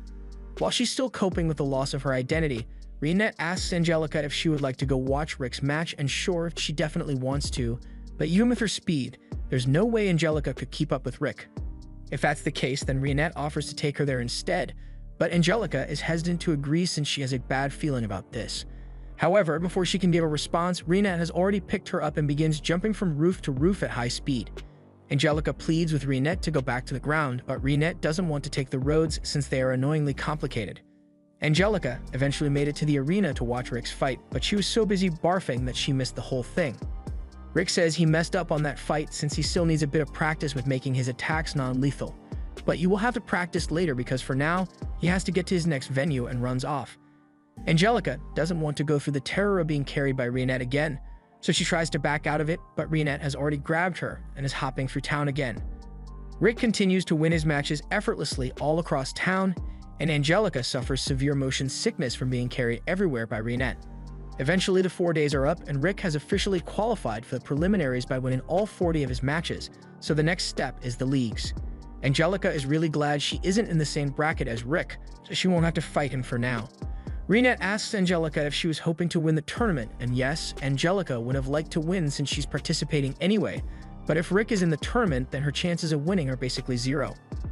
On top of that, Broston is also participating in the tournament, and while Angelica has never met him, Reinette mentions that he is the one that trained Rick, so Angelica knows Broston must be even more monstrous than Rick is. But even if winning is impossible for her, maybe she can still get that guy to leave her alone by participating. Reinette asks what guy she is referring to, but Angelica doesn't want to explain, so she changes the subject and asks Reinette where Rick went. Reinette tells her that Rick went on a light 600-kilometer jog, but Angelica is no longer surprised by the absurd things Rick does. She asks Reinette how she can stand accompanying Rick all the time, but it has never once bothered Reinette. In fact, she kind of enjoys it. Angelica points out that at some point people are going to start rumors that she and Rick are lovers. But again, Angelica wouldn't mind that one bit since she really does have feelings for Rick. Angelica is shocked by how bluntly Reinette just said that, but a moment later, a guy comes up to them and says he has a request for the two beautiful ladies. Angelica thinks the guy is hitting on them, but in reality, he is pleading with them because he is short-staffed and needs some part-time workers. Later that day, Rick gets back from his jog, and he is approached by a man named Snape, who is the chairman of the West League. Rick asks how Snape knows him, but it turns out that Rick has become pretty famous around here for being the fastest man to ever qualify in the West League. Snape shakes hands with Rick, and as he does, his guard comes out of the bar and informs him that Angelica isn't here. Snape is disappointed to hear this, so Rick asks him if he knows Angelica. Snape confirms that he and Angelica are quite close, but he is just a merchant who is on good terms with the Diremute family. Changing topics, Rick asks Snape when he retired from being a fighter, but Snape is shocked that Rick knows he used to be a fighter since he never mentioned it. Rick explains that when they shook hands, he could tell that Snape's hands are those of a trained fighter. Snape admits that he did once win a small tournament, and the cheers of the crowd were like nothing he has ever experienced before, but that was 20 years ago and he has long retired since then. So that was his first and last victory. He is really excited when it comes to fighting, and in fact, his company is sending a fighter to the tournament this year, but he has other business to attend to, so he is going to have to cut their conversation short.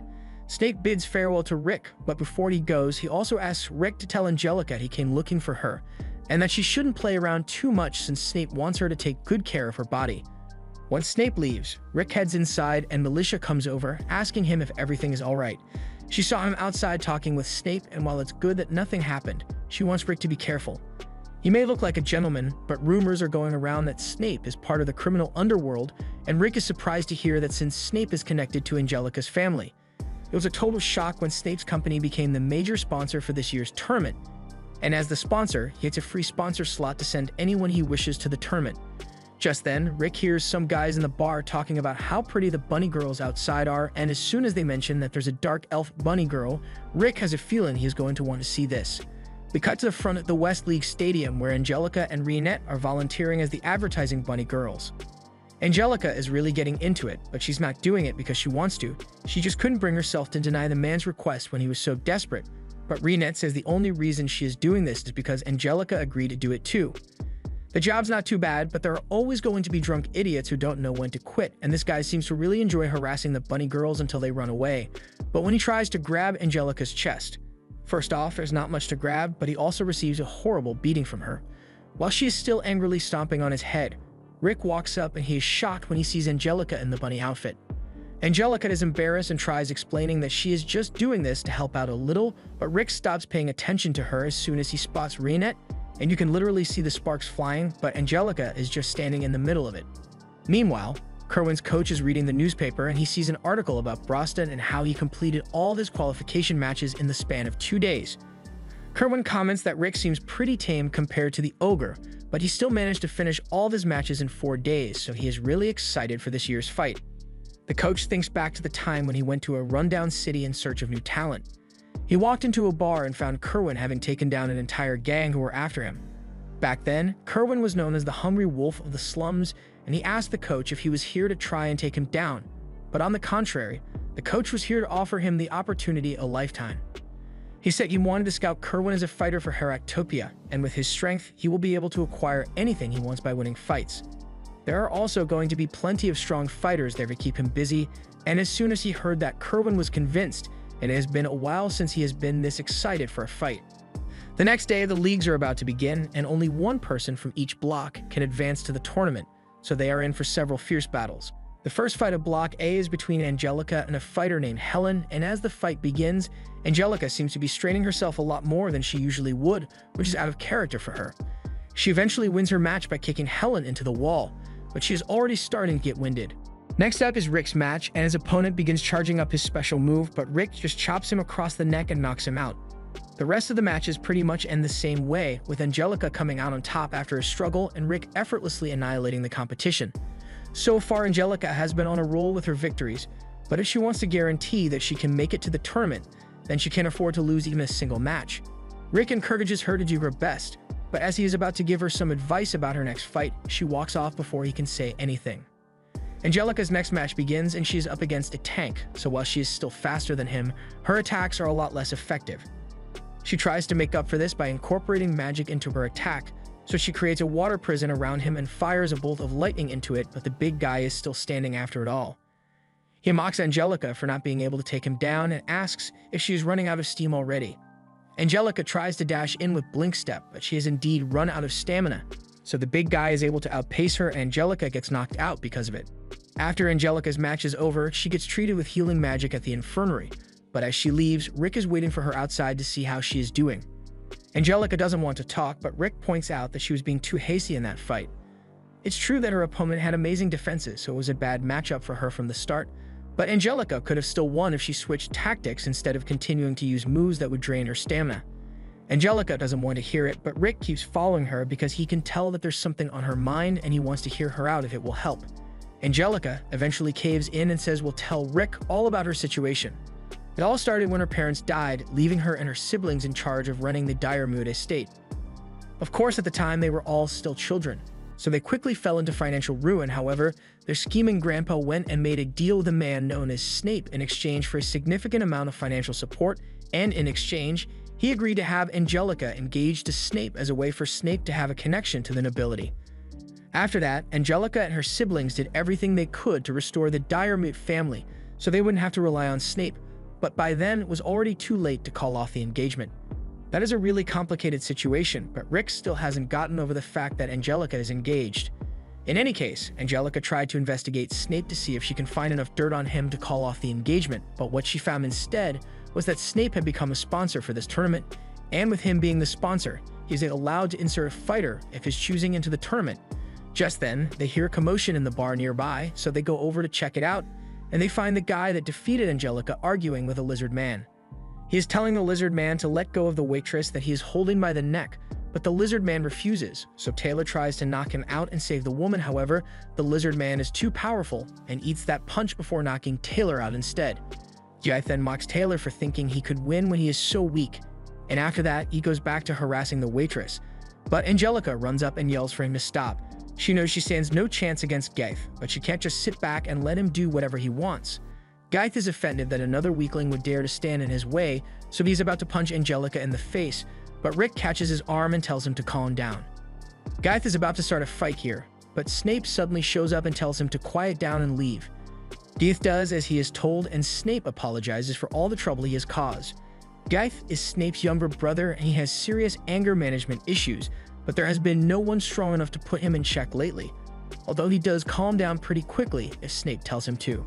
After Snape leaves, Angelica explains that Snape put a lot of money into the engagement deal, so he became a sponsor of the tournament in order to recoup some of his money. And to do that, he plans to take advantage of the gambling ring surrounding the tournament and use his sponsor Slot Fighter to guarantee the results of the matches so he can win a lot of money. That's why Angelica entered in the first place, in order to take out Snape's fighter and force him to call off the engagement.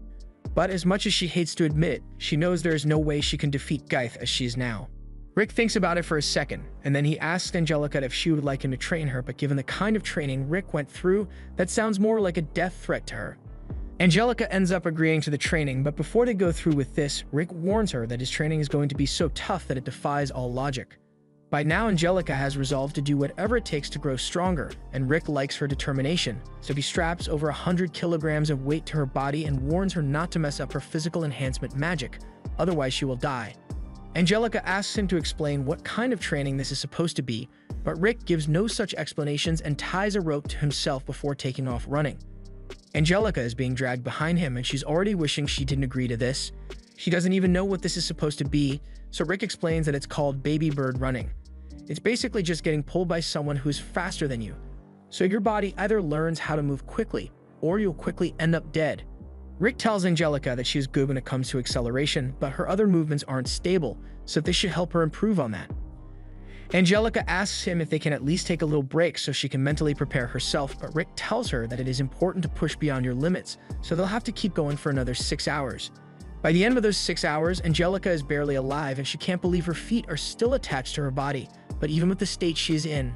Rick compliments her for doing really well for her first training session. Back when Rick had to do this with Reinette, he passed out almost immediately and got dragged across the floor. He died 3 times that day, but Angelica made it out relatively fine, so she's proud that she got through the training. Although that was only in the morning session, so after a 1-hour break, Rick will be back to get her so they can begin the afternoon training session. Angelica can't believe what she is hearing and tries to plead for a more lenient training schedule, but Rick doesn't listen to her and says he will be back in an hour. After 5 days of this hellish training, Angelica is sitting in a random bar in the middle of nowhere and trying to justify her actions. It's not like she is lazy for running away, she asked to be trained, but what Rick is doing to her is more like torture. So it is perfectly reasonable for her to make a tactical retreat far away from him for the sake of her mental health. There's no way Rick will be able to find her all the way out here, or at least that's what she thought, but Rick shows up right outside the window. He says he has been looking for her all over the kingdom, but Angelica still doesn't know how he found her so quickly since it has only been 15 minutes since she ran away. She expects Rick to scold her for abandoning her training, but Rick doesn't intend to do that at all. He understands the feeling of wanting to run away, and he can barely count the hundreds of times he tried to escape while he was training, not to mention the thousands of times he died. He has a flashback to a time when Broston had accidentally killed him, so Broston asks Alice to lend him some of her magic, and after she does, Broston revives Rick. With the extra magic Alice gave him, Broston said he could probably revive Rick another 2,000 times, so he wanted to get back to training immediately. Angelica is surprised Rick managed to make it through that kind of experience, and Rick definitely tried to quit a bunch of times, but Broston told him something that changed his mind. He was told that the regret of quitting would far outweigh the current suffering he was experiencing, and when Rick thought of it like that, the right choice became clear to him. But still, Broston told Rick that if he ever seriously wanted to quit, then he would be free to do so, and knowing that made the training a lot easier to bear. Angelica tells Rick that she has always hated the customs of nobles. She had been taught all the etiquette and manners of a noble, but she never understood why she needs 3 different sets of spoons for one meal. That is why she wants to contribute to her family, not as a noblewoman, but as the first ever special grade female knight. And to do that, she is willing to endure any amount of suffering. Rick is glad to hear it, so they head back outside so they can continue the training session, and he's been thinking about something lately. Angelica is a knight, so she would naturally fight better with a sword. However, Angelica reminds Rick that the rules of the tournament say fighters are only allowed to use their bodies to fight. Rick knows that, and that's why he suggests that Angelica should learn a technique that makes her hand as sharp as a blade. She didn't know such a technique actually existed, but this kind of thing isn't Rick's specialty, so he calls for Renette to help train Angelica. By the time Angelica's next match comes up, she straight up looks dead inside from all the training she had with Renette. Her fans don't know what caused the sudden change in her appearance, but her opponent is a big muscular dude, so her usual fighting style of repeatedly striking won't work here. However, through the torturous hours of training, Angelica has developed a new fighting style, and it's just for punching the guy with so much force that the match ends immediately and Angelica is declared the winner, and it's clear that the training really worked, but it takes a lot to calm her down afterwards. A while later, Angelica is agonizing over what happened because she can barely remember what she did during the match, but Rick tells her it doesn't matter since she won her match and has qualified for the tournament now. Just then, Alice and Mazette arrived at the bar and Rick greets them, asking if the tip they were following actually led them to one of the jewels, but unfortunately, it was a false rumor, so Mazette had been wasting his time. Mazette looks over and notices a cute girl nearby, so he tries to hit on her, but she already has a crush on someone, so she spins out of the way. And a moment later, her crush arrives as Gold announces Broston's return. They all sit down to eat together, and Mazette asks what Broston has been up to lately. Broston tells him that he and Rick are entering the tournament so they can win and claim one of the jewels as their prize. Alice says she wants to enter the tournament as well, but Rick knows she would destroy the entire kingdom if she did something like that. Broston calls over to Angelica since he heard that she is in the tournament as well, and she responds confirming it. She even asked Rick and Renette to train her, but they nearly killed her so many times. Rick tells her that the fact that she didn't actually die is proof that she has talent, but even so, she doesn't think there is enough time for her to get strong enough to win. Broston and Mazette tell her to have a little faith in her efforts because hard work will always yield good results. The day of the tournament is finally here, and the match pairings are finally made. With how things are set up, Rick is glad he won't have to fight Broston anytime soon, because if he did, he would just withdraw altogether. Angelica points out that the way the tournament brackets are arranged is totally rigged to favor Geith. With how it is set up, Geith won't have to face Broston or Kerwin until the final round, and it was probably done that way because Broston and Kerwin are major trouble for Geith if the plan is to have him fix the results of the matches. She assumes that Snape wants to impress the crowd with Geith's fights against a bunch of the weaker fighters, and once enough hype has been built up and people begin betting on Geith, Snape will place a bet against Geith and he will lose that round on purpose. To build a good amount of hype, Geith needs to look like he is barely trying so his opponents can't be too strong. That's why she wants to go up against him early on and ruin Geith's plan. Angelica's plan works out with the way the tournament brackets are organized, but Rick wonders what Angelica planned to do if she couldn't face Geith until the finals. To be honest, she hadn't even considered what to do if that happened, but it all worked out anyway, so there's no use thinking about it now. Geith is bored with this whole thing, and while Broston and Rick are heading to the stands, they run into Kerwin and congratulates them on making it to the tournament. Broston says he will be taking that belt from him, and Kerwin can't wait to finally have a good fight again. Back when the coach first recruited him, Kerwin was eager to have a good fight with some strong opponents, and though the coach's gym wasn't as popular at the time, he had some fighters who were able to make it to the semifinals of the tournament at the time. Kerwin excitedly gets in the ring and asks if it's okay for him to kill the Ganon, but the coach reminds him that killing is against the rules of the tournament. Weapons and armor are also forbidden, so the only thing you are allowed to fight with are your fists. Kerwin is okay with that and asked Ganon not to hold it against him if he got hurt, but by the time the fight was over, Kerwin was the one who was badly hurt. The coach wasn't surprised that Kerwin couldn't beat Ganon, but for someone who had never received any formal training, Kerwin was still pretty good.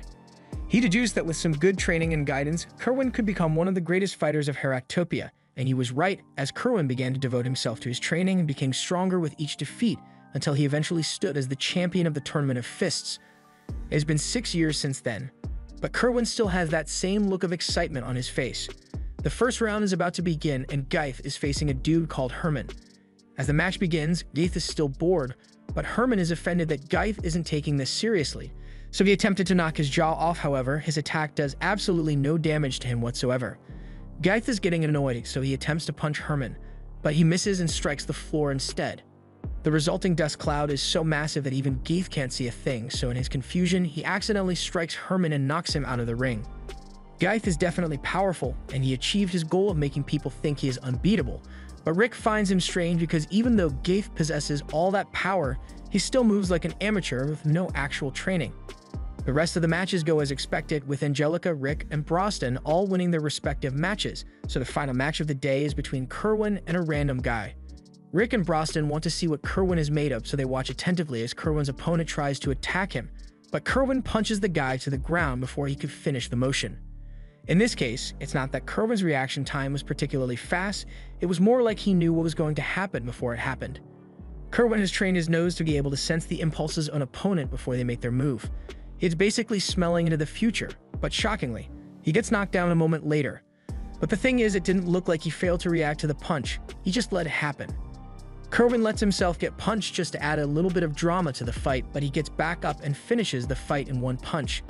The next day, the semifinals are being held, and Angelica is set to fight Geith in the next round, so she'll finally get to put her hard work to the test. Snape comes over to Rick to ask if he can sit there, and Rick has no objections, but he asks why Snape isn't using his designated seat as a sponsor. Snape says he just wants to watch this match really up close, since the people involved are his younger brother and his future bride. As Angelica is walking through the stadium corridor, she comes across Geith, and she confronts him, saying she will be his opponent today. Geith doesn't remember her at first, but he soon recognizes her as the girl Snape is getting married to. Snape asks him not to mess up Angelica's face too badly, so the wedding photos don't need to be edited. Angelica scoffs and says that she will show him the results of all her hard work, but Geith thinks hard work is utterly worthless. He hasn't trained a day in his life, yet he is still so much stronger than Angelica, and nothing she does will ever change the fact that she is a weakling. A little while later, the match begins and Angelica tries attacking Geith, but his shell is way too hard for her to do damage to it with her kicks. She backs away and decides to put her training to good use. She begins circulating her mana within her body, and as she dashes forward, she manages to make a small cut on Geith's body, so she still has a chance of winning. Snape is visibly shocked by this, since it should be impossible for even the sharpest swords to cut through Geith's armor, but Rick tells him that he shouldn't underestimate Angelica's capabilities. This is one of the secret techniques of body control that Renet taught Angelica, although it took a lot of hard work for Angelica to master it. At the start of the training session, Renet demonstrated the technique by using her hand to slice a boulder in half, and Angelica didn't know it was possible to do that much damage without using any magic. Rick told her that this is the technique he wanted her to learn, but Angelica didn't believe there was any chance she could learn such a strong skill. Renet assured her that it wouldn't be that hard since even Rick was able to learn it eventually. Although he still isn't as good as Renet, they tell her that the trick is to feel the air and swing through completely. And since they believe that she can do it, Angelica trained more than she ever has before until she was finally able to utilize the thread slash, although she had to make some adjustments for her body. She uses her magic to channel it into one powerful blow, and normally this would put too much strain on her body, but after all that training with Rick, she is able to handle it. With this technique, she can now consistently damage Geith, but that doesn't mean she is guaranteed to win against him, as Geith is still stronger than her. Geith punches the ground to create a dust cloud, and while Angelica's vision is obscured, he attempts to knock her out, but Angelica managed to lean back in time. That was a close one, but Angelica is confident that she won't fall for that move again, so she relentlessly darts around the arena and slashes Geith. Snape looks really frustrated, but it's not because he thinks Angelica might beat Geith, it's because he knows what Geith is going to do next. Geith punches the ground to create another smoke screen, but this time he isn't messing around anymore, so he appears behind Angelica and smacks her into the wall. He was originally going to take it easy on Angelica because Snape didn't want her to get hurt, but Angelica has gotten on his nerves, so he is done holding back. Angelica gets back up and tries using her flickering feet technique to get close to Geith and attack, but Geith simply uses his tail to knock her away mid-sentence. She tries using her technique again, but Geith has seen it so much that he is able to copy it perfectly and outspeed Angelica before knocking her into the wall again. Snape was worried something like this might happen, but there's no stopping Geith now. He explains that Geith is his adoptive brother, and they first met back when Snape was still a fighter and Geith was 8 years old. They were having a sparring match and he beat Snape's ass so bad that Snape had to take a look at himself, realize he just got manhandled by an 8-year-old, and retired from fighting altogether. Geith was gifted with the best possible genetics for combat, so even with no training, he far outclasses any normal fighters. Angelica may have thought Snape was rigging the matches, but in reality, Snape is just confident that Geith will win, so he placed a large bet on Geith's odds of winning the tournament. However, right now, Geith doesn't even care about the tournament anymore and is just beating Angelica up for the sake of it. He wants her to realize that all the effort she put into training is meaningless in the face of raw talent like him. He grabs Angelica and holds her up, asking if she has finally accepted her place as untalented trash, but Angelica still doesn't want to give up and throws the feeble punch with the last morsel of strength in her body. Geith throws Angelica into the wall again as her punch did nothing but infuriate him, so much so that he now intends to kill Angelica even though it's against the rules. Rick yells for him to stop because he has already won the match, but Geith keeps charging forward with murderous intent. Luckily, just before Angelica is killed, a boot comes flying out of nowhere and knocks Geith's claws out of the way. The boot belongs to Rick, and he doesn't get angry often, but this is the one time he feels nothing but rage. After the match, Rick heads backstage where Geith throws his boot at him and confronts Rick.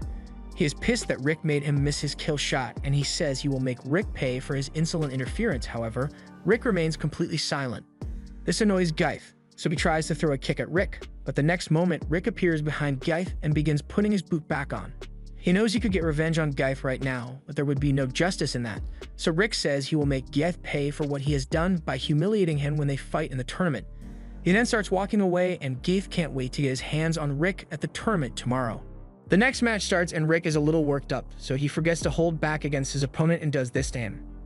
In any case, his victory means he will be participating in the semifinals, so he goes to check on Angelica. The nurse in charge of Angelica's treatment tells him that due to her severe injuries, the treatment is going to take longer than usual, but there is no immediate risk to Angelica's life.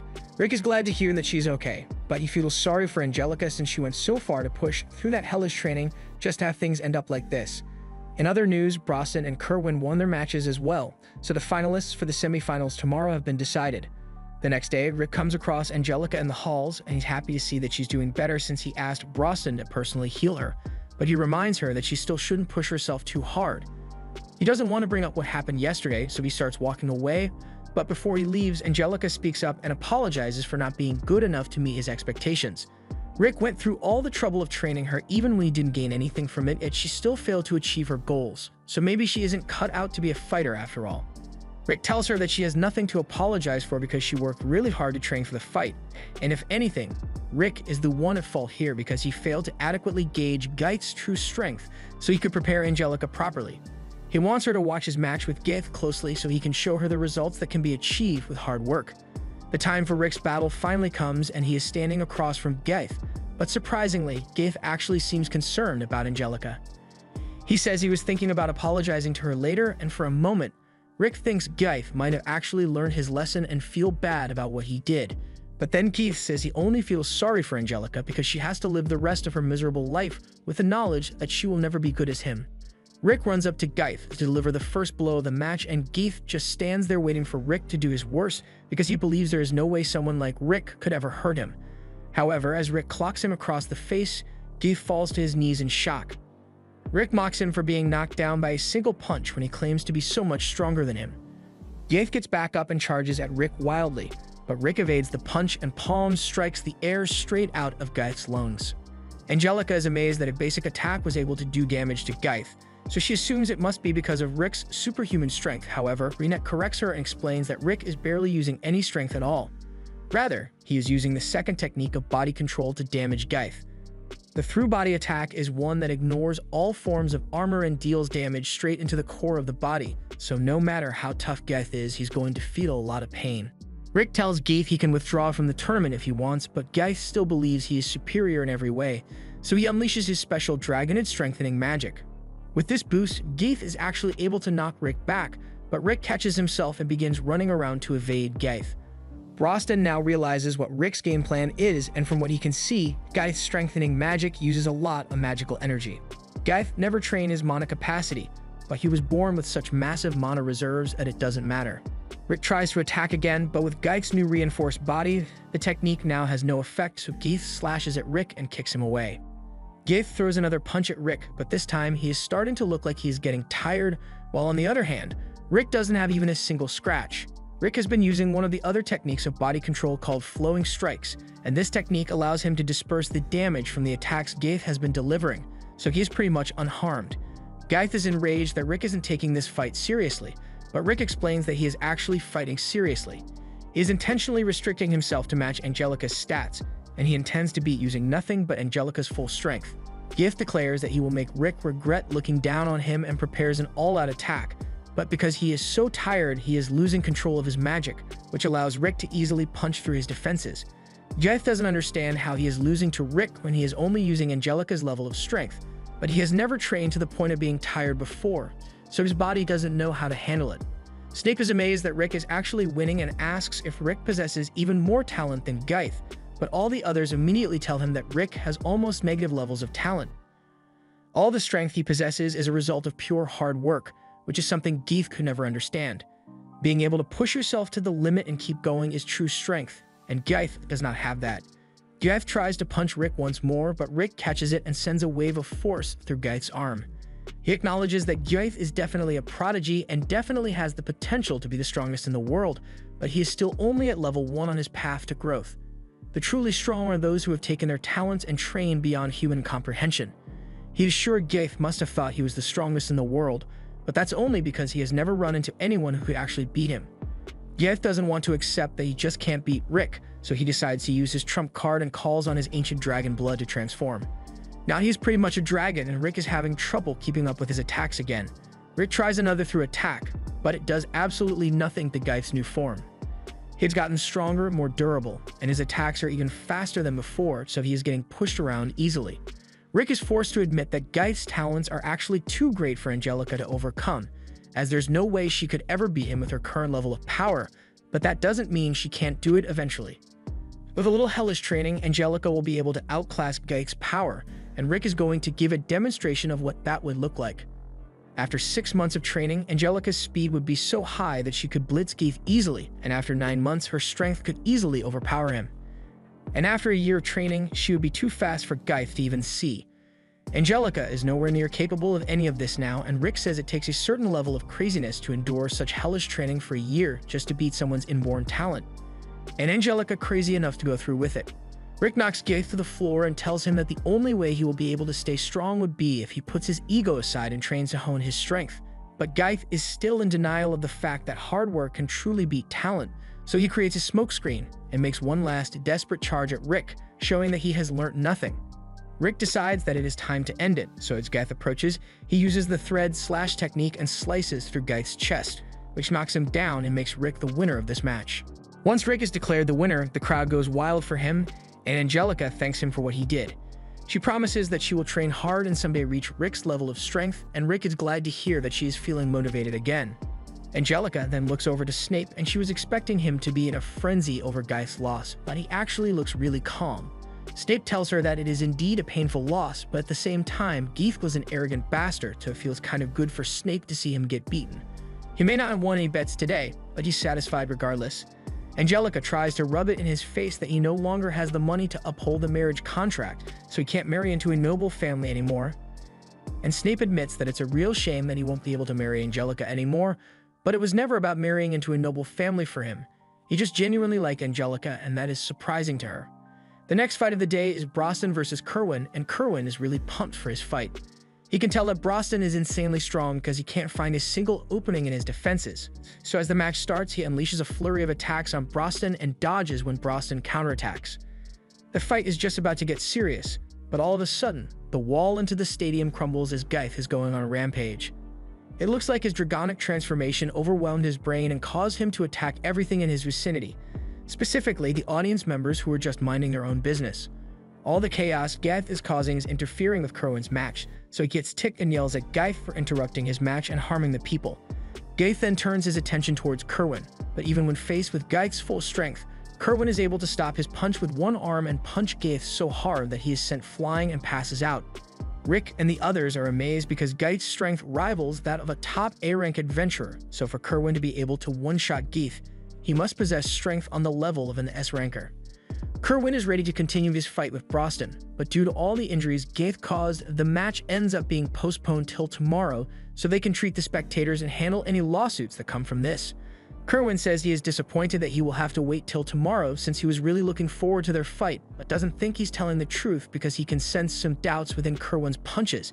Later, since there are no more matches scheduled for today, the group heads back to the restaurant to grab a bite to eat. However, Rick isn't with them, so Angelica asks what he's up to, and Renette explains that he went on a quick 700-kilometer jog, so he should be somewhere near the border by now. They cut to Rick as he arrives at the town border, but before he turns back, he notices a mountain over in the distance that reminds him a lot of Renette. A few moments later, he sees a small dust cloud come from that same mountain, so he gets curious and decides to go investigate it, and once he gets there, he finds Kerwin in the middle of a training session. Kerwin chose to come all the way out here specifically because no sane person would ever randomly pass by, but since Rick is here anyway, Kerwin decides to make good use of him as a sparring partner. Rick was surprised by Kerwin's sudden attack, but he decides to go along with it and fights back against him. However, Kerwin effortlessly dodges thanks to his foreseen ability. Rick tries throwing another punch, and the force behind it surprises Kerwin, but he is still quick enough to block it before it lands. It's impressive that Kerwin could react to and block a serious punch from Rick, but Rick finds it weird that Kerwin is fast enough to react to this, but he still somehow gets hit with attacks that are far slower. Kerwin admits that he hasn't been giving it his all in his fights, and since Rick is pretty strong as well, he gets the feeling that they may be able to understand one another. Kerwin has always been obsessed with fighting, but at some point in his training he got so strong that he no longer felt challenged by any of the fighters he went up against. It became boring for him to have to fight in the tournament because he could defeat all of his opponents in one punch, but he decided that he would keep doing it as long as it made the gym owner happy. Since he couldn't enjoy fighting anymore, his only source of fun was training to get stronger, so he put all of his efforts into that instead. One day, he overheard the gym owner talking with his account about how they had been losing viewership for the tournaments recently. People started getting bored of the fights once they realized that Kerwin would always win in one punch, and that's hurting ticket sales. The accountant suggested doing something to keep the fights interesting, but the owner didn't want to force Kerwin to lose fights on purpose just to keep the crowd invested. By the time the next match came, Kerwin had a lot on his mind since he didn't want to continue winning as it made the owner's business suffer.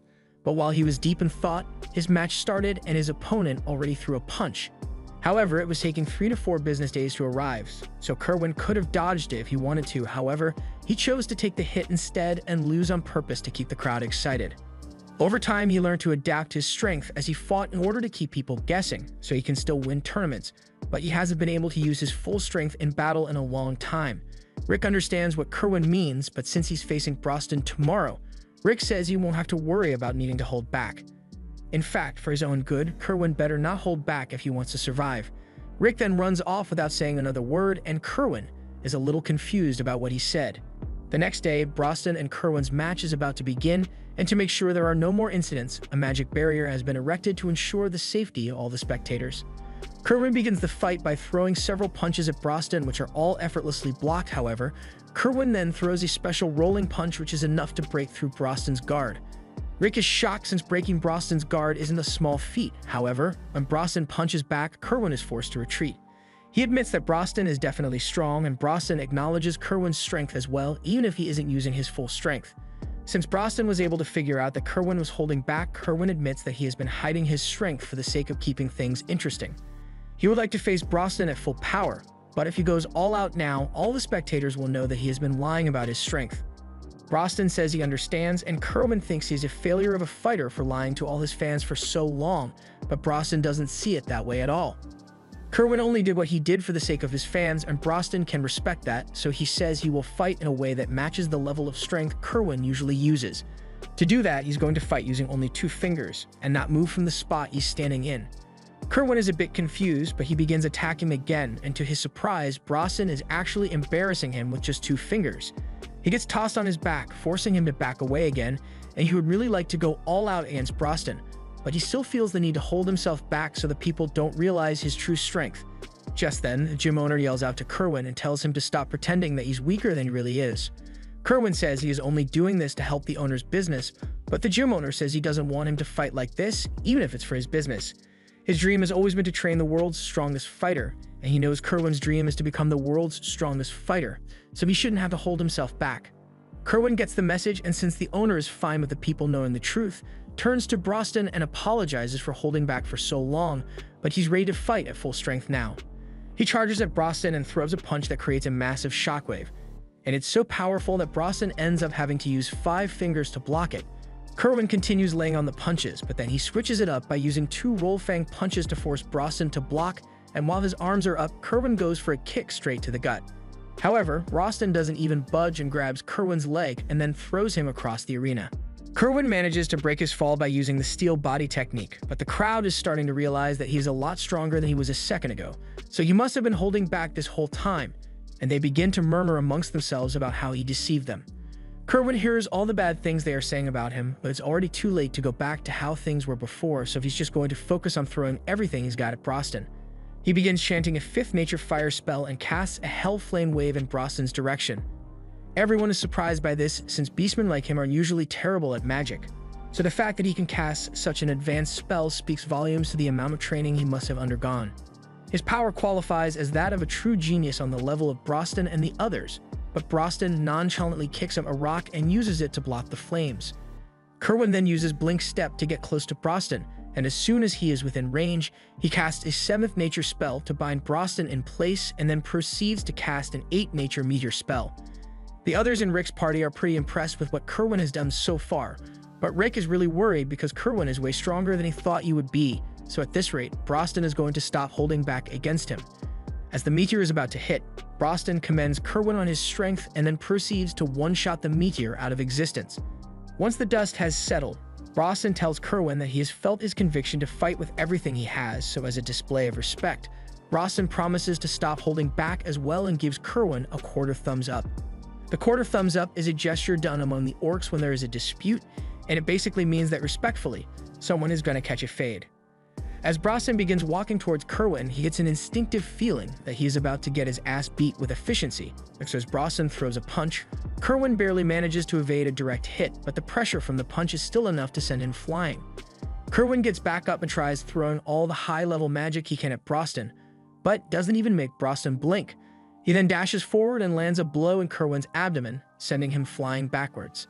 The only reason Kerwin managed to survive was because he layered all sorts of defensive techniques to defend himself, but that punch would have killed a regular fighter. Kerwin is having trouble getting back up, and he contemplates just giving up since there's no way he can win against Brosnan, but his fighting spirit won't allow him to quit just because he is faced with a strong opponent. Even if he is out of mana, he still has the stamina to keep going. However, after punching Brosnan for a while, his stamina runs out as well. He is really out of juice this time, and he finds it hard to believe that someone as strong as Brosnan actually exists in this world.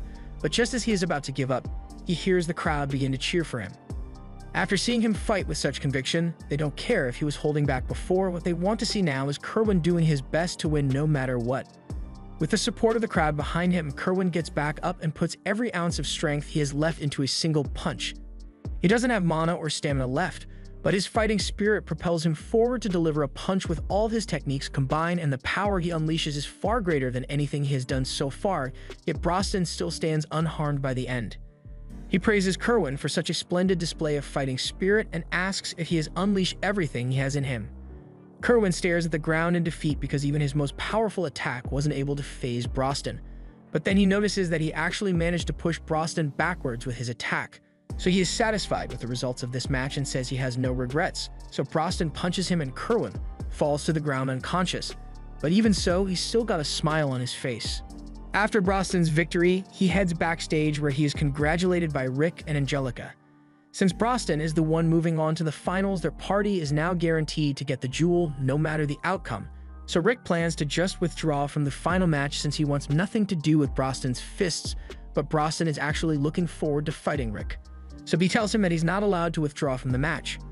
Brosnan then walks off, and Rick almost immediately starts losing hair out of fear of the fact that he will have to fight Brosnan.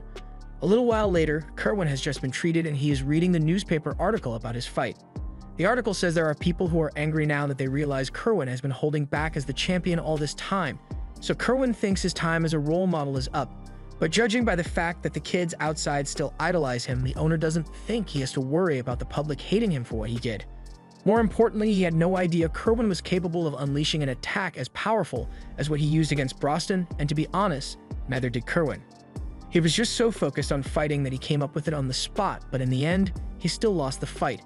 The owner doesn't think it's that big of a deal that Kerwin lost, since it just means he has to train so he is strong enough to win the next fight. Kerwin appreciates the owner looking out for him so much, but he wonders why he is always so considerate towards him, so the owner explains that he thinks of Kerwin as a son, so he would do anything for him. Just then, Broston walks into the room and he realizes he interrupted a touching moment, but he's already here, so he sits down and asks Kerwin how he's doing. Kerwin tells him that most of the bones in his body are broken, so Broston offers to heal him, but Kerwin refuses since this is the first time he has felt pain like this in a long time and he wants to savor it a little. Rick had told him that he wouldn't need to worry about holding back against Broston, and now that he has lost, he is really looking forward to Broston and Rick's fight in the finals. At the same time, Snape pulls up to Rick's inn to pay him a visit, but he is surprised to find that Rick has locked himself in his room and Angelica is trying to convince him to come out. He is refusing to leave because he knows he will die if he faces Broston, and Snape can understand his fears, but everyone is looking forward to seeing him go up against Broston, so he would really appreciate it if Rick came out. Rick tells him that he's not participating in that fight no matter what because his life is more important to him than the tournament spectators, and if that's how he feels, there's nothing that Snape can do to convince him.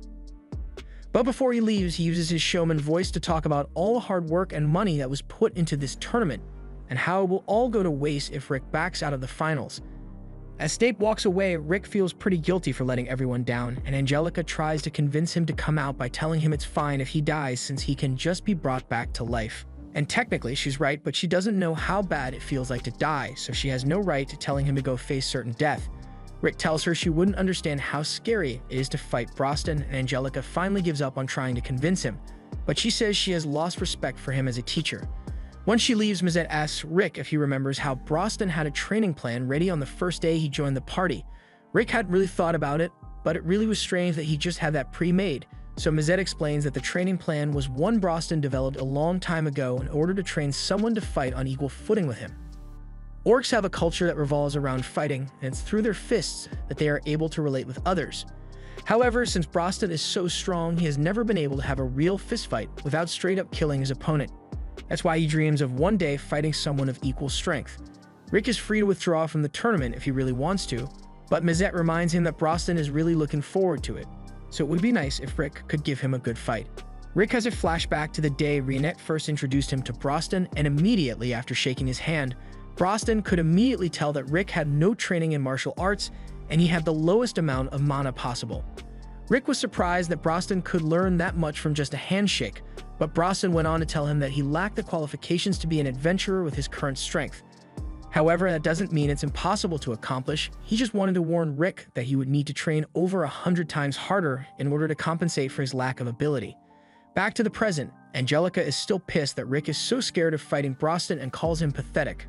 Mazette is disappointed as well, but he can understand why Rick doesn't want to do it because no sane human would ever willingly train with Broston, let alone fight him. Angelica asks if Broston's training routine was really that bad, so Mazette tells her that it was absolute hell for Rick, and it's a miracle that he didn't lose his mind after enduring so much pain, although he did go crazy a couple of times. Angelica is starting to understand how rough Rick had it since he was put through such grueling training and he doesn't even have the skill. However, Alice interrupts her and informs Angelica that Rick actually does have a skill, which surprises her a lot since she has never seen him use any kind of skill before. Mazette explains that the conditions to activate the skill are difficult to meet, and the skill takes a massive toll on Rick's body, so Broston forbade Rick from using it since he can't control it. Later that evening, Reinette goes to see Rick, and he asks her if she thinks he is pathetic for avoiding his fight with Broston. She assures him that she doesn't think he is pathetic, and she understands why he doesn't want to do it, but with that said, she would like him even more than she already does if he finds the courage to face Broston even though he doesn't have to. The next day, the tournament is about to begin, and the excitement is high in the crowd. The announcer begins listing off the prizes that will be awarded to the winner of the match, including a lot of money, precious stones, and tickets for a couple's trip to a hot spring. Reinette and Angelica go to check on Rick to see how he's doing, and Angelica asks if he is okay, to which Rick says he is totally fine, but his face shows that he is still completely terrified. That's when Reinette walks up to him and says she will personally give him a reward if he does well against Broston, and from that moment forward, Rick was locked in.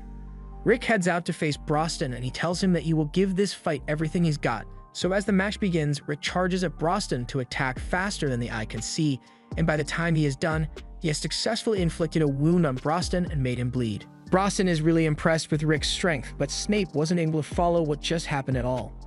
Annette explains that in that fraction of a second, Rick charged towards Broston, and after nearly a dozen attacks and blocks, he managed to outpace Broston and use Thread Slash to cut Broston on his arm. Rick charges back in, and with the same amount of speed, he throws a punch at Broston, but it gets blocked, so he repeatedly strikes until he is forced to back away. Even then, he jumps off the arena walls and attempts to heel kick Broston into the ground. Broston once again defends himself and tries to throw a punch at Rick, but Rick ducks under it and pulls off another Thread Slash, cutting into Broston's stomach. Because she has been trained by Rick, Angelica is able to understand just how much effort it takes to achieve Rick and Broston's level of strength. But Rick seems really motivated for someone who was terrified a moment ago, so Angelica asks what Renette said to him that made him change his mind so quickly. Renette tells Angelica that she just told Rick that she would go on the couple's hot spring trip with him if he wins the fight, and that's apparently more important to Rick than his life, so he's going to do whatever it takes to win. Angelica is flustered because a couple's trip means Rick and Renette will spend the night together, and Renette is perfectly fine with that, so Angelica decides to just focus on the match for now. Since Rick has been earnestly fighting since the match began, Broston decides to fight at full strength as well, so he moves his arm back and prepares to throw a punch, and it's so powerful that Rick is forced to jump out of the way. That singular punch was more powerful than level 5 magic, and Rick is reminded why he was so scared to face Broston in the first place. But he doesn't have any time to rethink his decisions as Broston throws several more punches at him all at once. Rick does his best to evade them all, but while he was distracted by the punches, Broston snuck up behind him and is about to land a clean punch on Rick. But just before Rick got hit, he activated his air cushion spell to redirect Broston's punch away from him. It's already impressive enough that Rick was able to block Broston's punch with a level 1 spell, but it's even more impressive that he cast the spell without pause to gather his magic or say an incantation. What Rick just did was instant spell casting, and Broston finds it amazing that Rick can do it since even he can't completely cast a spell with no incantation like that. Rick says he only learned how to do it thanks to the training he received from Alice and Mazette. Alice and Mazette confirm that Rick worked really hard to learn how to do it, and he may have accidentally gotten evaporated once while trying to master it, but it was all worth it in the end. Rick begins dashing towards Broston again, so Broston tries creating a shockwave to stop him, but Rick just circles around and closes in to land a flowing strike. However, Broston blocks it and counters with a punch of his own, so Rick is sent flying backwards. But that's not enough to stop him as he rebounds off some rubbles and charges at Broston again from the front. The spectators think that was a bad decision since Broston now has plenty of time to counterattack, but as Broston throws a hurricane punch, Rick jumps into the air to avoid it. He may have successfully evaded the first punch, but now that he's stuck in the air, he has no way of dodging Broston's punches anymore. However, as Broston throws another punch at him, he uses an air cushion to punch himself out of the way and then launches an air shot at Broston. But once the dust settles, Broston is still mostly unharmed. Before the fight continues, Broston speaks up and compliments Rick for how strong he has grown in the 2 years that they've known each other. The training Broston put Rick through was really effective, but it was all thanks to Rick's strength and mental fortitude that he managed to complete the regimen, and he is proud of him for that. Broston never gives empty compliments, so Rick knows he genuinely means what he said, but that was more like something a master would say to a student, and Rick knows Broston wants to have a fight with someone equal to him. He tells Broston that Mazette and Alice told him about his dream to fight an equal opponent, and Broston is a bit embarrassed, but he tells Rick that Alice and Mazette were exaggerating. He does want to have a good fight on equal terms, but he wouldn't go so far as to say it's a dream. Be that as it may, Rick wants to show his gratitude for all the passion Broston put into training him, so he says he will fight Broston with the utmost respect so he can have the fight he has always wanted. Broston smiles and says it is fortunate that he got to meet Rick, and since Rick is already a member of their party, he thinks it is time to tell him about the history of Orichalcum Fist. 46 years ago, when Broston was still just 5 years old, it became apparent to him that he was different from the other orcs around him. Not only was he stronger, he was also much smarter than them, so he could never truly relate to his brethren. To fix this, he tried teaching them things like how to make a fire or how to build a house, and through his efforts, he successfully advanced his orc civilization. But as a result, the other orcs soon began treating him like a god, so he was even more isolated thanks to his new status. One day, during a particularly heavy storm, Broston just happened to be away from his pack for a while, and in the time he was gone, every single one of them died in an accident caused by the storm. Broston was left speechless once he saw the aftermath, but not because he was unable to save his people. It was because he felt nothing even though his entire family lay dead at his feet. And that was when he realized that he was truly alone in the world. Later on, Brosnan was reading a book by the fire after having killed a wyvern, but all of a sudden, a man runs out of the bushes and tries to attack him. Brosnan is able to jump out of the way easily, and this surprises the man since orcs usually aren't so mobile. On top of that, he notices that Brosnan was reading a book and even killed the wyvern that was terrorizing the local village.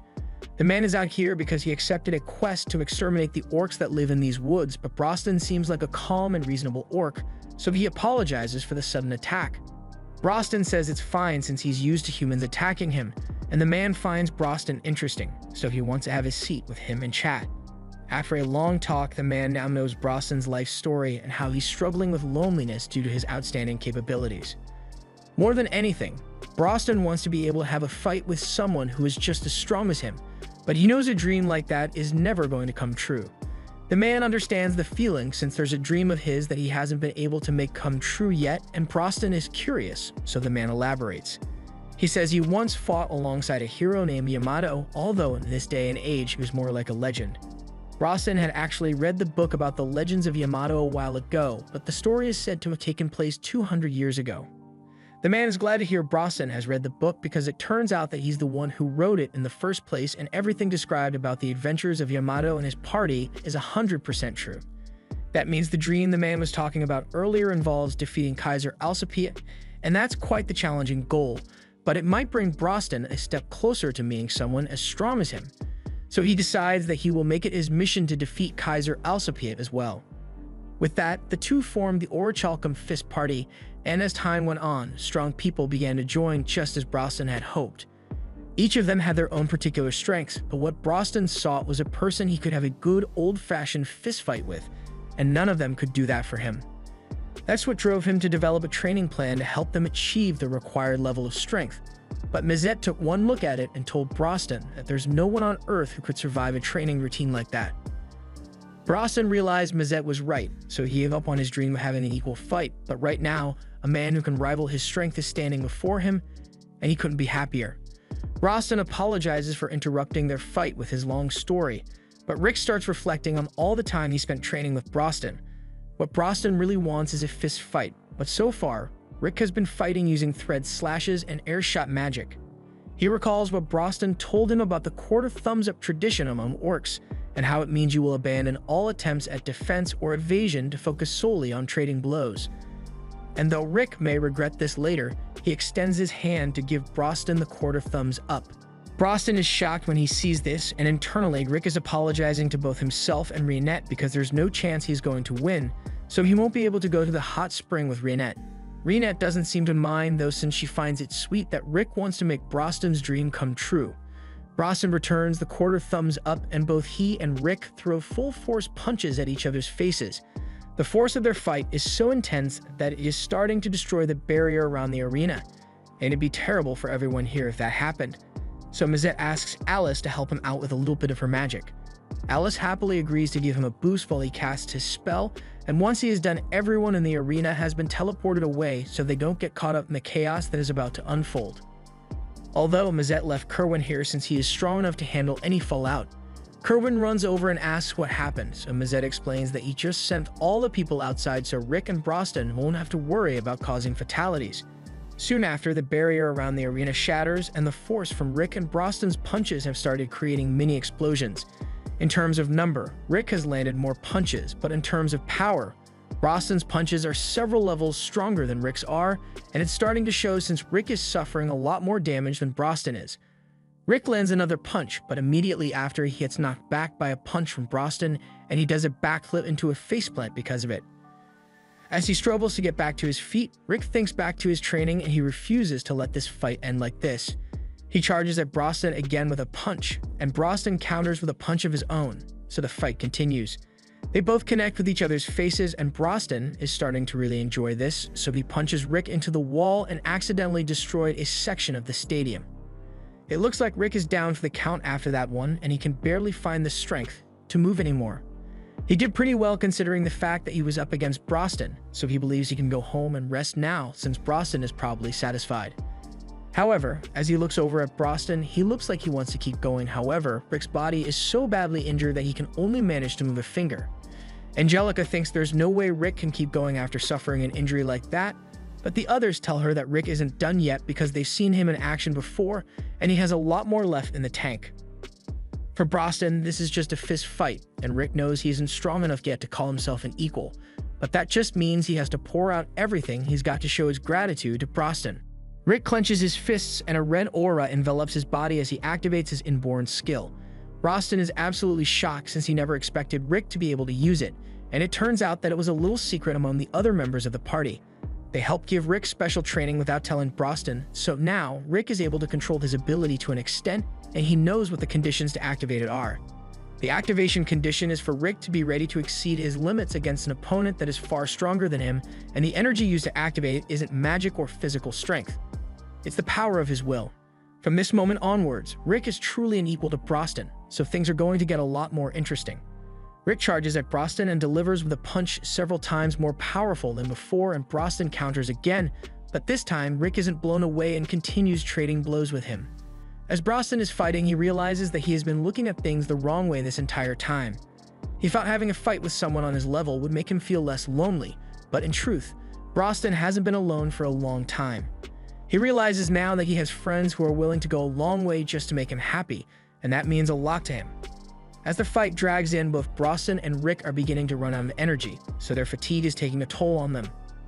The next hit is going to be a deciding factor of this fight, so Brosnan and Rick both prepare every ounce of power they have and charge at each other before delivering one final headbutt. The aftermath of the fight is visible for miles, and once the dust has finally settled on the arena, both Rick and Brosnan are still on their feet. Although they are bloodied and bruised, Rick laughs a little and compliments Brosnan on being truly incredible, because even after throwing everything he has at him, Rick still couldn't bring him down.